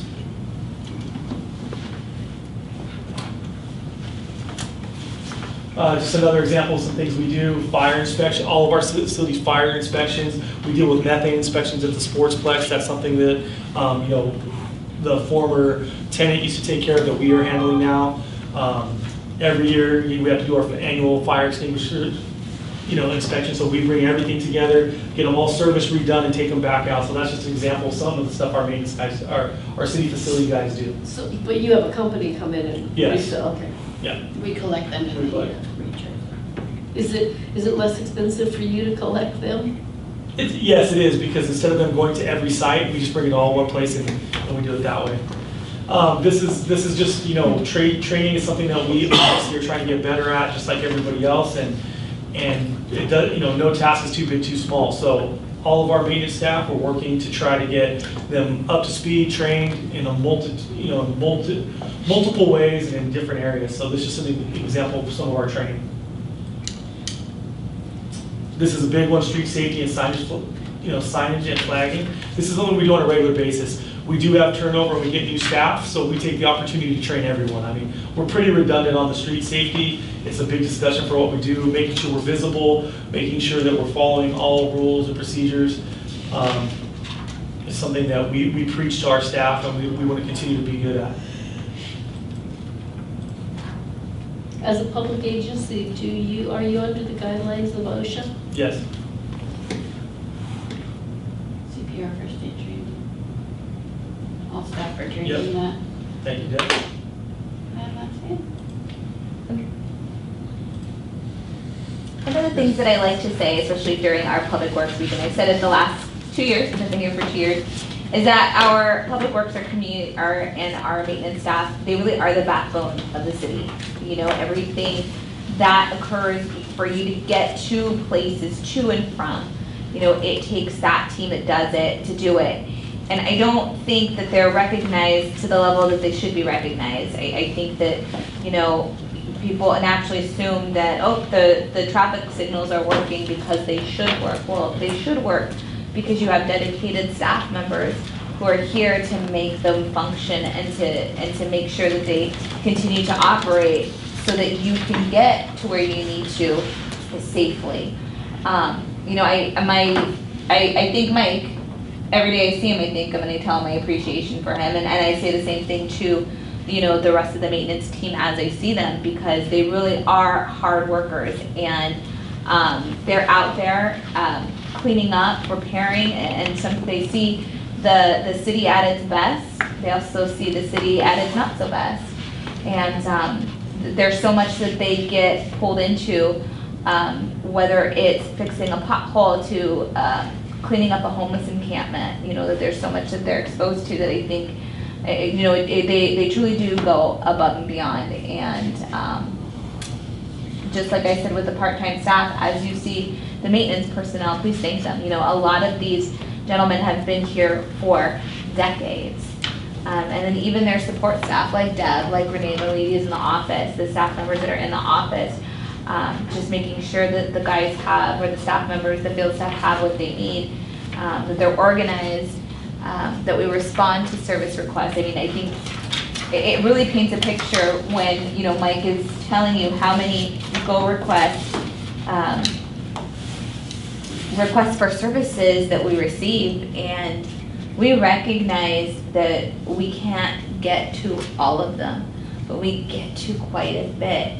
And we're looking for ways that we can improve. And one of the things that we've been in discussion with as far as graffiti is concerned, because we see it, we're not blind to it, we see it, and our staff is just as frustrated as the community is with it. How else can we go about fixing that problem and providing a long-term solution from a maintenance standpoint? Maybe it is that we bring, supplement it with a company to do it. Maybe it is that we find other types of surfaces to make it less appealing for a tagger to tag on. It just, we're trying to put our heads together to improve. So yes, while there are a lot of requests that do get responded to, there's some that don't get it right away. We recognize it, maintenance recognizes it, your city council recognizes it, and we're definitely doing what we can to find new solutions to these problems. So it's an ongoing conversation. So we appreciate you listening, and it was important to us to report back to the commission, to report back to this body what those divisions do. Yes, Mike? I just want to piggyback some of my own experience. First of all, Roxanne, thank you for the kind words. I'm unique because I started in community services. I worked in community services. Everything Roxanne's talking about, I've been a part of, from a DACI program to Tiny Tots, doing that. The only thing that I would ask, because Roxanne said it, and it is, there is a different stigma. There is a different, in community services, you're making somebody's day better all the time. Always happy to see you because you're teaching them a class, you're offering them a youth sport, you're offering them a league. Maintenance, people aren't always happy to see you when it's a sewer issue. You know, so just to piggyback on what Roxanne said, thank you again for the kind words. And if you see the guys, just say thank you, because we are trying to preach versatility and customer service and bring a community services attitude. Like I came from community services. I'm here for the community. I'm here for the residents and everyone that's here. So we're trying to bring that same approach to maintenance in the sense of be versatile and do what we can for as many people as we can. So that's all I want to say. Thank you. So I just wanted to chime in. Mike, you've been very responsive to the needs of the community across the board. In 2 instances at my building, while it's not your responsibility, you were there to provide direction and for the water district, and you were very responsive on the spot. So, you know, I see you as an asset, and your team. I mean, you guys were there when somebody stole our things. I don't know what they're called, but yes. And so, you know, that you could have easily said, "Not my job," but you didn't. So, thank you. We're trying to be as many places as we can. I have a question. My neighbors was going to ask me, why did they put the gate up at Shadow in the front and main entrance? That was a request made to me by the city manager, and I think the goal is to stop some of the traffic going into the park at night and doing, you know, things that they shouldn't be doing in the park.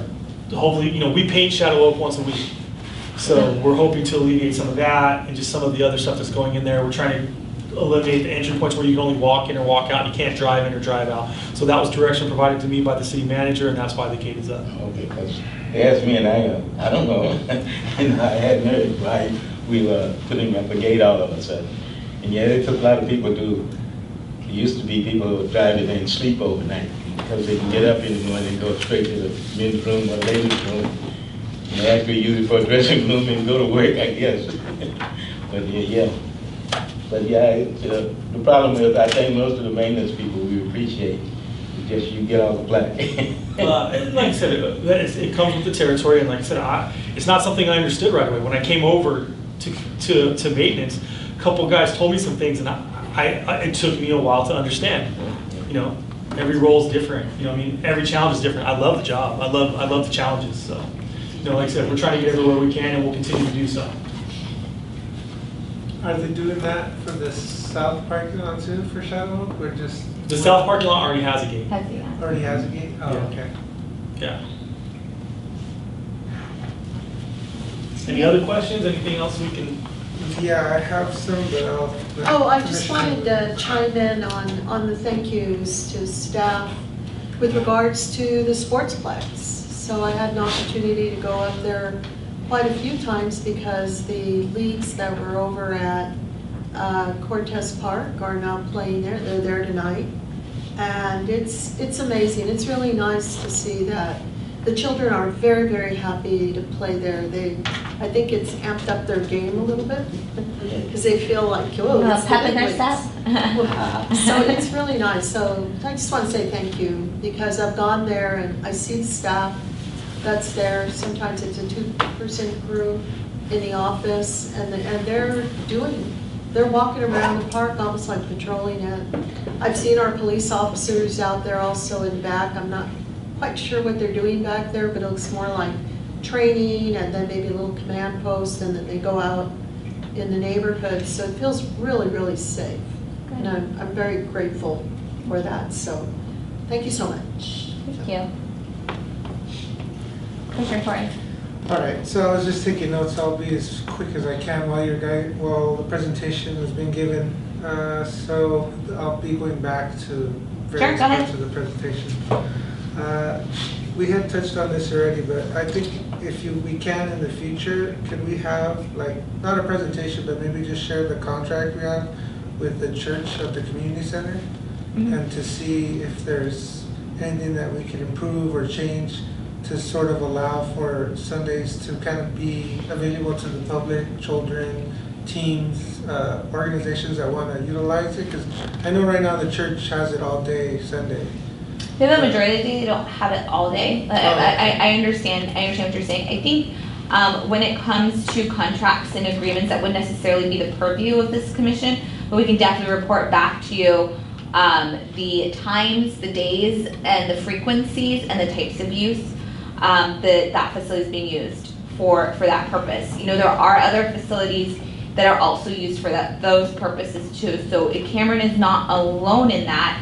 It just seems to be the one that is the highest profile one. And so, is it okay to just share it with the commission? Absolutely, absolutely.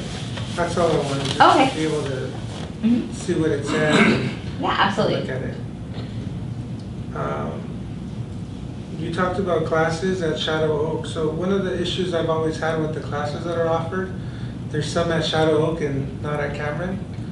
So then there'll be, say, for example, a math tutoring class, but it's only at Shadow Oak. So for me, it's further. So I was just wondering why we don't have simultaneous or like equal classes in both sites. Why do we have some classes at Shadow Oak and some at? Why can't we have them at both? It really comes down to availability of space. Some of the classes that are currently at those facilities do have instructors that have been teaching there for years. And so you have, participants and families that are used to going to that one facility. And if those contract instructors have been taking those spaces for a number of years, they're going to continue, and they're doing a good job, they're going to continue to have that space. And so Cameron is really, really utilized, and it makes it very, we try to find ways to be creative, to offer the different classes that we can. And sometimes it comes down to there are just some instructors that, no, I really want to have it at this particular facility. And so while we can look to recruit for other instructors to teach, to kind of mirror those classes, at the same time, we want to honor what's currently there. We're looking at the numbers for Cameron. I mean, Cameron's doing great, and it can be argued that because it's doing great and it's fulfilling the mission for that particular facility, maybe we don't completely change what all of those different classes look like. I think part of the challenge that we're going to start running into, and we see it even with our sports leagues, is that we have limited space.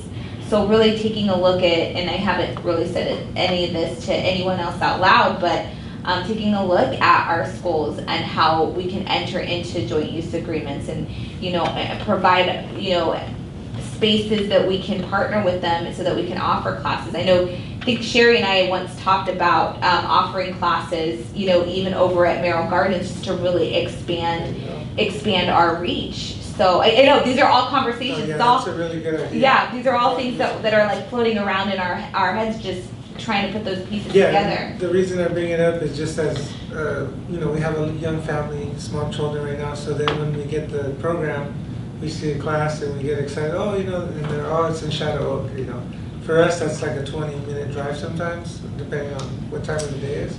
So then we end up going to, Covina, because it's closer, or sometimes even Baldwin Park. But, I was just wondering if somehow could be worked out where they can be offered on both, maybe speaking to the instructors, seeing if they're willing to.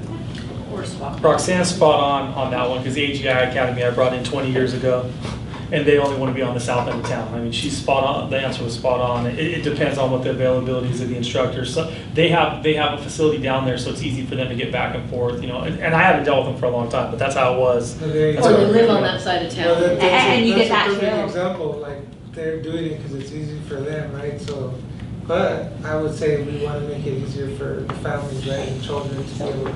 So I'm sure that they could be enticed. You just have to work with them and say, hey, can you offer this class in Cameron, and And that's where it comes into, finding other instructors and recruiting other instructors. Because at the end of the day, a contract class instructor, they're entering in for that specific purpose. They could say, yeah, no, thank you, we don't want to go over there. So really, it's going to come down to finding new instructors, and then even, like I said, You know, you're talking about, you have young kids, your kids go to San Jose Charter, correct? I mean, perfect if we could get the opportunity to have classes over there, or perfect, you know, after school time, or perfect if we could get, you know. Talk to the PTA. Yeah, perfect if we could get classes at one of our other schools, one of our other school sites, you know, give us a classroom, you know, give us a classroom so that we can offer something. And then going back to Sherry, even like for our seniors with like Merrill Gardens, because we just have limited space. It tells us we are doing a good job, but it also gives us the opportunity to do an even better job. And that's what we want to do. We want to connect, you know, the pieces of the puzzle together.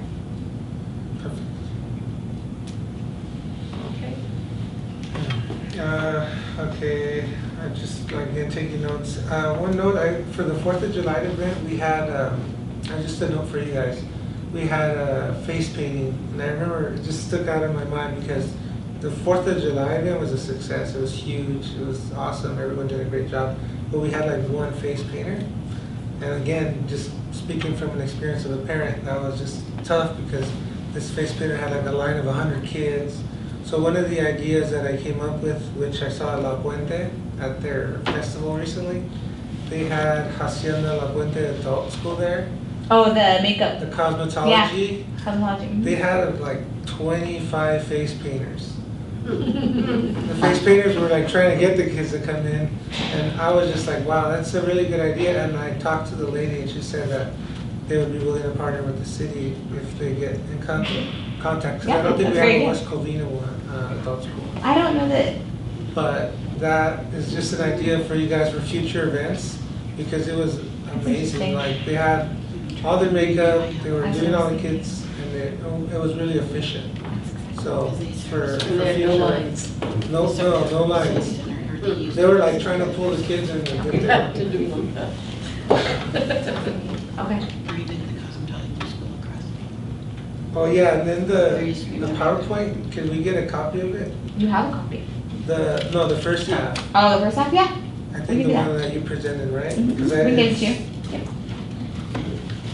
Will you send it? Or if it's all in one, then maybe just a PDF. My mistake. We'll send it to you. I'll have to do it as a PDF though, because it's too big as a PowerPoint. That big file. Yeah. And Deb's gonna be in training for a couple days, so we'll probably be getting there next week. I hope that's not a problem. No, that's not. Training, I thought she knew everything already. We can all They're making me learn more. And Then I come back and train everybody. I don't know if it's possible, but before you send it over, I thought it would be helpful for the maintenance division to have like a list of all the contractors. Because even though they are contractors, they're kind of part of the whole maintenance operation. Let's do this. Just when we do the fall update, we can include, you know, we can give you an overview of the various contracts that we have. Yeah. We'll keep these ones as is and then just build upon for the fall. Perfect. The tree trimming, I think we talked about this years ago, maybe, I don't know. The tree trimming, at some point we talked about how we have some sort of app, or the contractor we have has like an application where they track all their Arbor Access, yes. Arbor Access. Yes, but that is not available, it's not available for the public. So that was what you were gonna look into, so. Yeah. Okay. Because of their proprietary and how they log in. It's their program. Yeah, it's their program. I was just, thinking that could be added on as a layer to our map that we have online right now. Our AGIS does have the grids, but it doesn't state when it was last trimmed or any of that. It just tells you what grid you're in. It'll tell you when you're due to come up. Yeah. Oh, it'll tell you click on the when tree. to come up? Yes. Yes. Okay, so if I go online and I look at the tree in front of my house, it'll tell me when. You'll see Tell the you what map. grid you're on. Yeah, the map's broken into grids, so you'll find your grid and it'll tell you what year you're due to be trimmed. No, on the new AGIS Explorer, you can click on the actual That's straight to tree. me. Yeah. Perfect. So it's the Explorer map. On that note, I just have a statement to add to Commissioner Torres' comments about the trees. Is there a connection between stop signs and the trees? Because it seems like when you're driving down certain streets, the branches seem to kind of cover up some of the stop signs. And then when you have a corner, especially now where gets a little darker sooner, sometimes the stop sign is obscured a little bit. That's something you put in the GoGov. That's not something that is not something we would go through the arbors for or tree trimming. If it's a safety issue for traffic, we would go out on that right away. Oh, Feel okay. free to shoot me a text, email, but the GoGov is a I'll good way to do it as GoGov, well. yeah. But we try to jump on those right away. Okay. And then for Palmview, the center we have there for special needs, I just was out of curiosity, the staff we have there, are they city staff or are they? They're city staff, and so we rely on, like I said, our partnering organizations to really offer those programs. Okay. So that's why it's a smaller staff, because you still need people to organize, to make the contacts to still do the program. But it's actually the program providers or partnering organizations that execute. Perfect. And just out of curiosity, those people that we have, those staff, they go through that same process? Are all of our staff members. And what kind, are they just regular staff or do they have to have any type of certification? All of our staff members, so in the recreation class, all of our part-time and for special needs. For special needs, so our program partners, Mount San Antonio College, they have a whole section of special education teachers. Those teachers are coming from, that are offering those programs are coming from that branch. They're coming with people from special needs. So our staff, are they special education? Our staff is not. Oh, okay. Our staff is not. So again, that's why it's a smaller staff. Got it. And not as big as the other facilities, because they're not executing. They're planning the programs, they're providing the customer service, they're registering, they're doing those sorts of activities. Awesome. Okay, so yeah, we're using our partners to kind of handle that. Exactly. Okay. I was curious about that. Is that all the questions we have for Roxanne? I think so. Let me just double check. Oh, one more. Yes, sir. The Sports Council. So I know that we are somewhat supposed to be involved with that as a commission. So I was wondering if the discussion that's going on right now with the council, if we're going to have any sort of input or anything going to be shared with us, or how is that going to work? So if you recall, at, I want to say maybe 2 commission meetings ago when we had a quorum, there was an attempt to select members for our committees, but we didn't have all of our membership present, so we were unable to do that. Until we can do that, there is an opportunity for the commission to participate as part of the Sports Council, sort of like a liaison role. And that's where attendance really comes into play for us. When we don't have a quorum, when we're missing people, when we have vacancies on our commission, it makes it really tough for the commission to do the work that it's been charged to do. And it also makes it tough on staff to be able to provide the services that we provide. As far as the Sports Council goes, what the City Council received was an overview of what Sports Council is, of what our current practices are for allocating field space. Is that an ongoing conversation? It's absolutely an ongoing conversation between the city, just really understanding what that looks like and what it's going to look like in the future. That's not to say that Sports Council isn't important. It is. All of those individual leagues, they provide services to our youth, and we recognize the important role that they play, and so does council recognizes the important role that they play. But really, what had occurred at that council meeting was just an overview. I don't know that anyone has ever taken the time, or really the council bodies had the opportunity to delve into it. And so I'm very proud of our council that they took the time to do that this particular council did that, because I don't know that it's been done before. I don't know, Mike had not know he's saying. Well, it's been done. The sport, like you said, I've been in this a long time. It's evolved over time, and it has not been addressed with the evolution of youth sports and what the community is doing. So they have to take an interest, and I think we're on the right path. I think we are working towards a solution. Do you think it would be a good idea to bring it before our commission, before it goes to the council, so that way we can give input, and then that way when it does go to the council could know, like, what did the commission think about these proposals? I think it's important that, you are appointed by the city council members, right? You're appointed because, they trust you and they look at you as eyes and ears, and they want your opinions. So you are a representative of the community, right? So I think it's important that you have the opportunity, we can give you that same presentation that we gave to council. And it would be interesting to hear what your feedback is, and we can absolutely note any recommendations that are made. And in a staff report, a comprehensive staff report, those are the types of things that we would include. I think your council members are interested in what your opinions and what your feedback is. But really that was, again, it was an overview of what the Sports Council is, of what our current practices is, or at least what's on the books is, so that they can have an understanding of that process. One of the challenges that we have with our youth leagues is that a lot of them, what is it? We have well-intended parents and volunteers, and you might have people who've been there for decades, and then all of a sudden, you get a new batch of volunteers, and then you're retraining them again. And so some of these things that are very second nature and instinctual, they get lost over time. And I don't think anyone does it with a malicious intent. I think it just happens. So it's important that the city does our part, that we help in educating our various leagues and organizations with what the policies actually are. Yeah, I think I agree. It was great to see that, to see the presentation, and to kind of see the council being educated on the sports council. Are we still going to try to do that liaison committee selection? Once we have all of our council members, or excuse me, I'm sorry, all of our commissioners seated, I know we're missing 2 tonight, we'll go down that process again. Okay. But it's really going to come down to attendance and us having a quorum. And then speaking, if I may, or let me finish, then when I report out, I have some things I want to add. Oh, okay. So would it be a conflict if I sat on that commission with him? The committee? Yes. Why?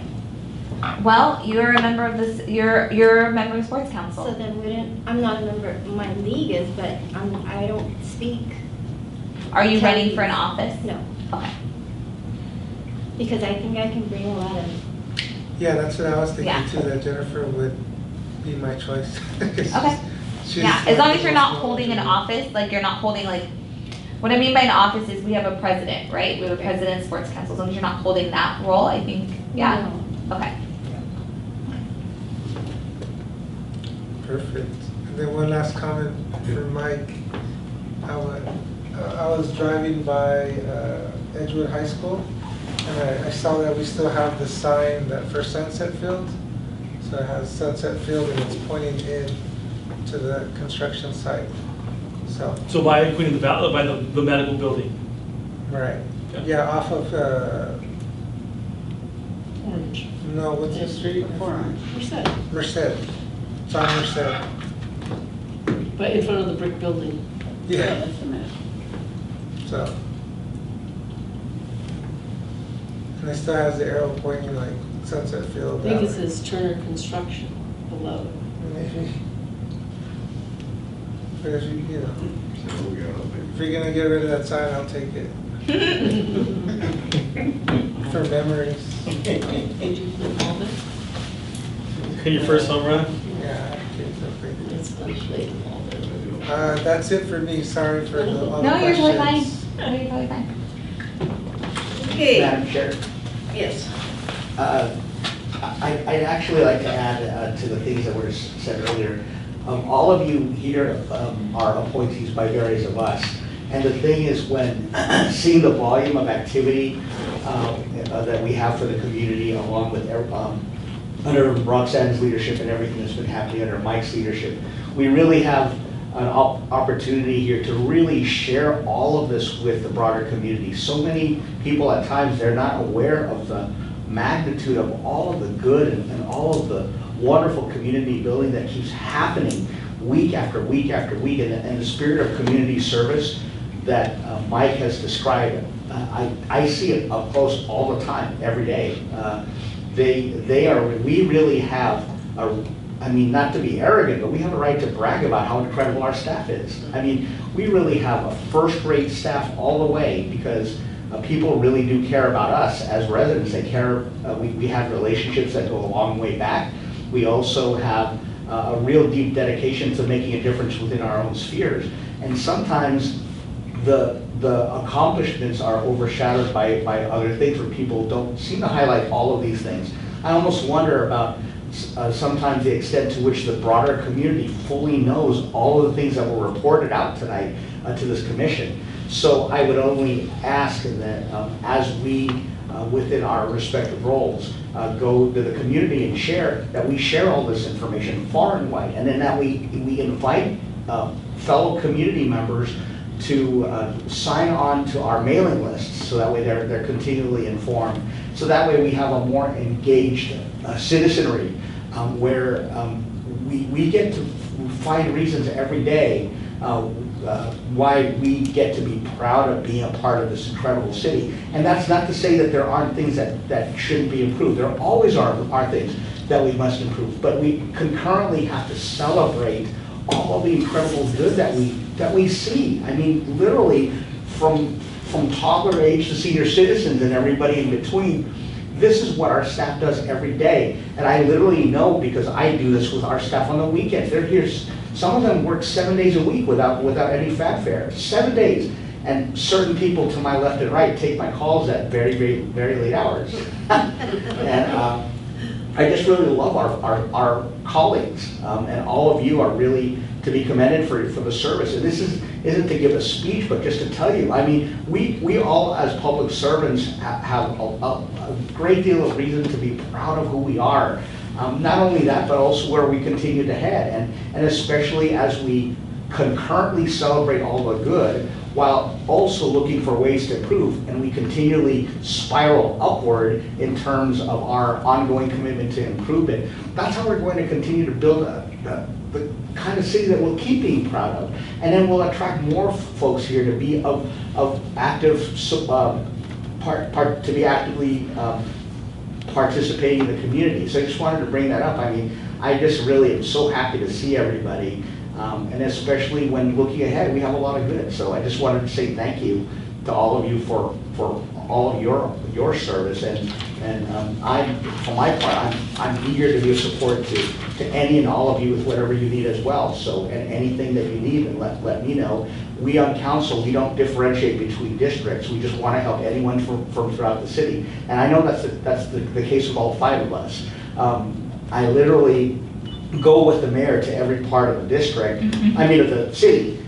Literally late at night, we just drop in all over the place. We spot check stuff. We really try not to play gotcha, but because we always want to find ways to improve it. Our staff are extraordinarily responsive, and so when we continue to work in team partnership, I just know that there's a lot more that we're going to continue to do, and I'm just grateful to all of you. And I want to get to know more of you individually who I don't know well yet, because I've already begun building really deep friendships with some of you, and I look forward to more of that, because beyond all of this, we also as a community have got to recognize that we can also literally be friends too, and be of support to one another as fellow residents. Because at the end of the day, however way, whether we're commissioner, council, staff, whatever, the fact is that we get to build this space where we live. This is right where we are. We're in this space all the time, every day. And then when we just have that sense of camaraderie, there's a lot of untapped potential here as other folks around just really join us. So we just really appreciate it to all of you. So thank you, Madam Chair. Thank you. That's great. You know, Ollie, that was great, because maybe we could do something here sometime as a spotlight for our newsletter, and spotlight some of the maintenance people, where they're at, and give a little synopsis of who they are, how long they've worked here, if they have their family members or something, and maybe bring it out so that the community can see when they're reading that, oh yeah, I saw him over on the street or something. You know, because you see them all the time. That might be just a We little... go back and forth at the yard. I'm gonna let you know, and Deb can attest to this. Deb is there to help us all the time. That's not, I don't think that's most of our guys' nature. You know what I mean? It's not I'll be honest with you, I don't want my face in the magazine. You know what I mean? But that being said, I could be completely wrong. So we can definitely look into it, and we can definitely do that. You know, I just think a simple thank you goes a long way. But I think that's really nice, because we do miss out on that opportunity to bring it to the to our citizens. We definitely need your face in there, for sure. Okay, now I'm going to ask a question on the ad hoc committee reports. I don't think we have any committee reports, because we haven't been able to. Reorganizing in January. Yeah, and we haven't been able to sign those. Correct. Okay, so in January, when the reorganization takes place, then we can, because we did that a couple months ago, but we've lost several of our members, okay.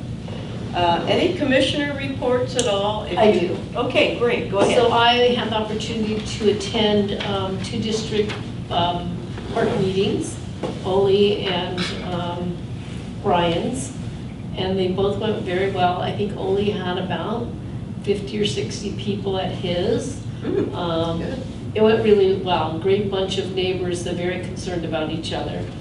Brian had a smaller group. The topic there was the murder that took place. That wasn't as great, but the police were there in both incidences, and they gave the residents a lot of good feedback. So I felt good about attending that. And I just want to say the VA event this last Saturday was 5-star. You guys have picked up the pieces, and each year it's gotten a little bit better. If you didn't attend, you guys missed a great event. Great speakers, great camaraderie. The city was represented, the police department was there, the fire department was there. Lots of veterans from all services were there. And then they had a nice barbecue after. It just, hats off. I mean, it was probably the best one we've had. So no, thank you, because you can really see the elevation in the planning and the organization, and it means a lot. My father was a World War II veteran, and I continue to honor him to this day, so thank you. Yeah. Anybody else would like to make a report? Just second that the veterans event was really good. I was there as well. You guys did a great job. Great food. It was absolutely fantastic. I mean, it was unbelievable. The speakers, you had 3 great speakers, and the girl from Edgewood that sang, what a beautiful voice. It was just, and it was all community. That's what I like. The speakers were the community. I think it was great. I really do. Anybody else have anything else to Well, say? I wanted to report, the night was beat by last night with the group. I get too old to show up at all of these things, and my health is not getting good, so I won't be. This is my last meeting. Oh, Alfred. We will. You were discussing that before the last time when we were talking. Yeah. We will be. Yes, Charlie? This is my first meeting, and I was really impressed with what city does. Many people don't know what you're doing really good thing, all the city of Santa, etc. I did a couple of them. I was very much impressed also, really. You know, and I'm a yoga teacher, so I was on Santa to see yoga. I offer the volunteer basis. A yoga instructor. Looking this thing, wow, it's a great city. The great work I'm doing it really. Thank you. Thank you. Welcome. I'm really great. Anybody else have anything? This is what I can help you out. Thank you. Okay, I'm gonna move over to upcoming events. I'm not gonna go through them because we're running late. And the city meetings, but I do wanna, when we adjourn the meeting, I want us all to think about Carol Molnar, who was our chairman and passed away in August. And what a loss it is to a lot of other things in the city. Little things like she graduated from Pasadena City College and got her bachelor's in music at Cal State LA. She was an artist, and this woman could draw and paint like nothing else. And she made, now this seems weird, she made cards that made Hallmark look cheap. Okay, I mean, they were beautiful, absolutely beautiful. She was a mother and a grandmother, and she was so proud of being on this commission, you can't believe it. She loved doing this, she really did. And she was so proud. she was so proud, and she would always, wherever we go, because we were friends too, and we had a lot of other commitments, and she'd always bring up, well, I'm on the Community and Senior Service Commission. And they go, yeah? And then she would tell what we did. So she was so unique that way. One of the things I think I mentioned at funerals, she always is early like me. I'm always a half an hour early, and I apologize, but that's how I am going to meetings, and that's how she was. And so we go to all our meetings, and we'd always be early and be happy, see. She was just such a neat person that you really don't know all the little nuances of someone when you're on a commission, but she just really loved this. Her and her husband, they took a 7-week trip around the U.S. before she passed away. I mean, she got sick and she was coming back. And Mark and her were just like this, very, very committed to each other. Her smile, I mean, her smile was this wide, okay? She had a smile you'd all die to have for her, you know. She was just a really great woman, loved her daughter and her son, and just loved her grandkids. In fact, that's who they went to visit all around the United States for 6 weeks. I just wanted you to know that she really appreciated every one of you. She really, really did. And I wanted to say that about her. Now, Carolyn Arndt is another lady that we lost. Now, let me tell you something. She was a whiz. I mean, a 90 plus. And her and I were going to go on a cruise in February. They were going to go with us, but they backed down. Yeah. But she was with the Historical Society, really knew the history of West Covina. You know, this lady, when she was 60 years old, decided to change professions and became an airline stewardess. Can you believe that at 60? So she was a go-getter, and she was an advocate for Covina, West Covina, I'm sorry, and so was Carol. They would always bring out West Covina. So I really... Let me add something. Pardon? Yes. So Carol brought her husband to live at Merrill Gardens, and she was such a delight. Always in a good mood, always had kind words to say. Her husband was not always in a good mood. And she just took it with a grain of salt, and she said to me after he passed away, I'll be back to volunteer. But you know what, everyone says that to me, and they don't show up. But Carol would show up every single Thursday and call bingo to our memory care residents without fail. She liked her wine. Yes, she did. And I would go to Costco and I'd pick up the wine, and every time my husband said, you don't drink that, who's it for? Like, it's for Carol. And so I would always, and I called it Kool-Aid. And she would come in and I'd have it behind my back. I go, I have something for you. And she'd laugh. And I go, Kool-Aid. She goes, Kool-Aid, you got me Kool-Aid. And she would say, I'm going to move in when I get old. I'm going to move in when I get old. And she was in her 90s. She was in her 90s. I think she was 94. Yes, she was. She was in my building on Thursday and passed away on Sunday. And she was in the best mood ever. And if I've got to go, I want to go just like her. Yeah. So just the love of my life. I just wish I had her energy and her optimism, and that would hurt. So. Yeah, West Covina lost 2 really great ladies there. Back to back. You know, yeah, back to back. But you know what? I know there's other people out there that should come to the city and help us, because it's like a family here. And if they're thinking about volunteering or bringing their services, call West Covina and say, you know, I'd like to help, because they would really enjoy it. And I know there's other people out there that will volunteer. We just have to let them know that they're welcome. So I would like to adjourn this meeting in memory of Carolyn Arndt and Carolyn Muller. Meeting is over. Thank you very much.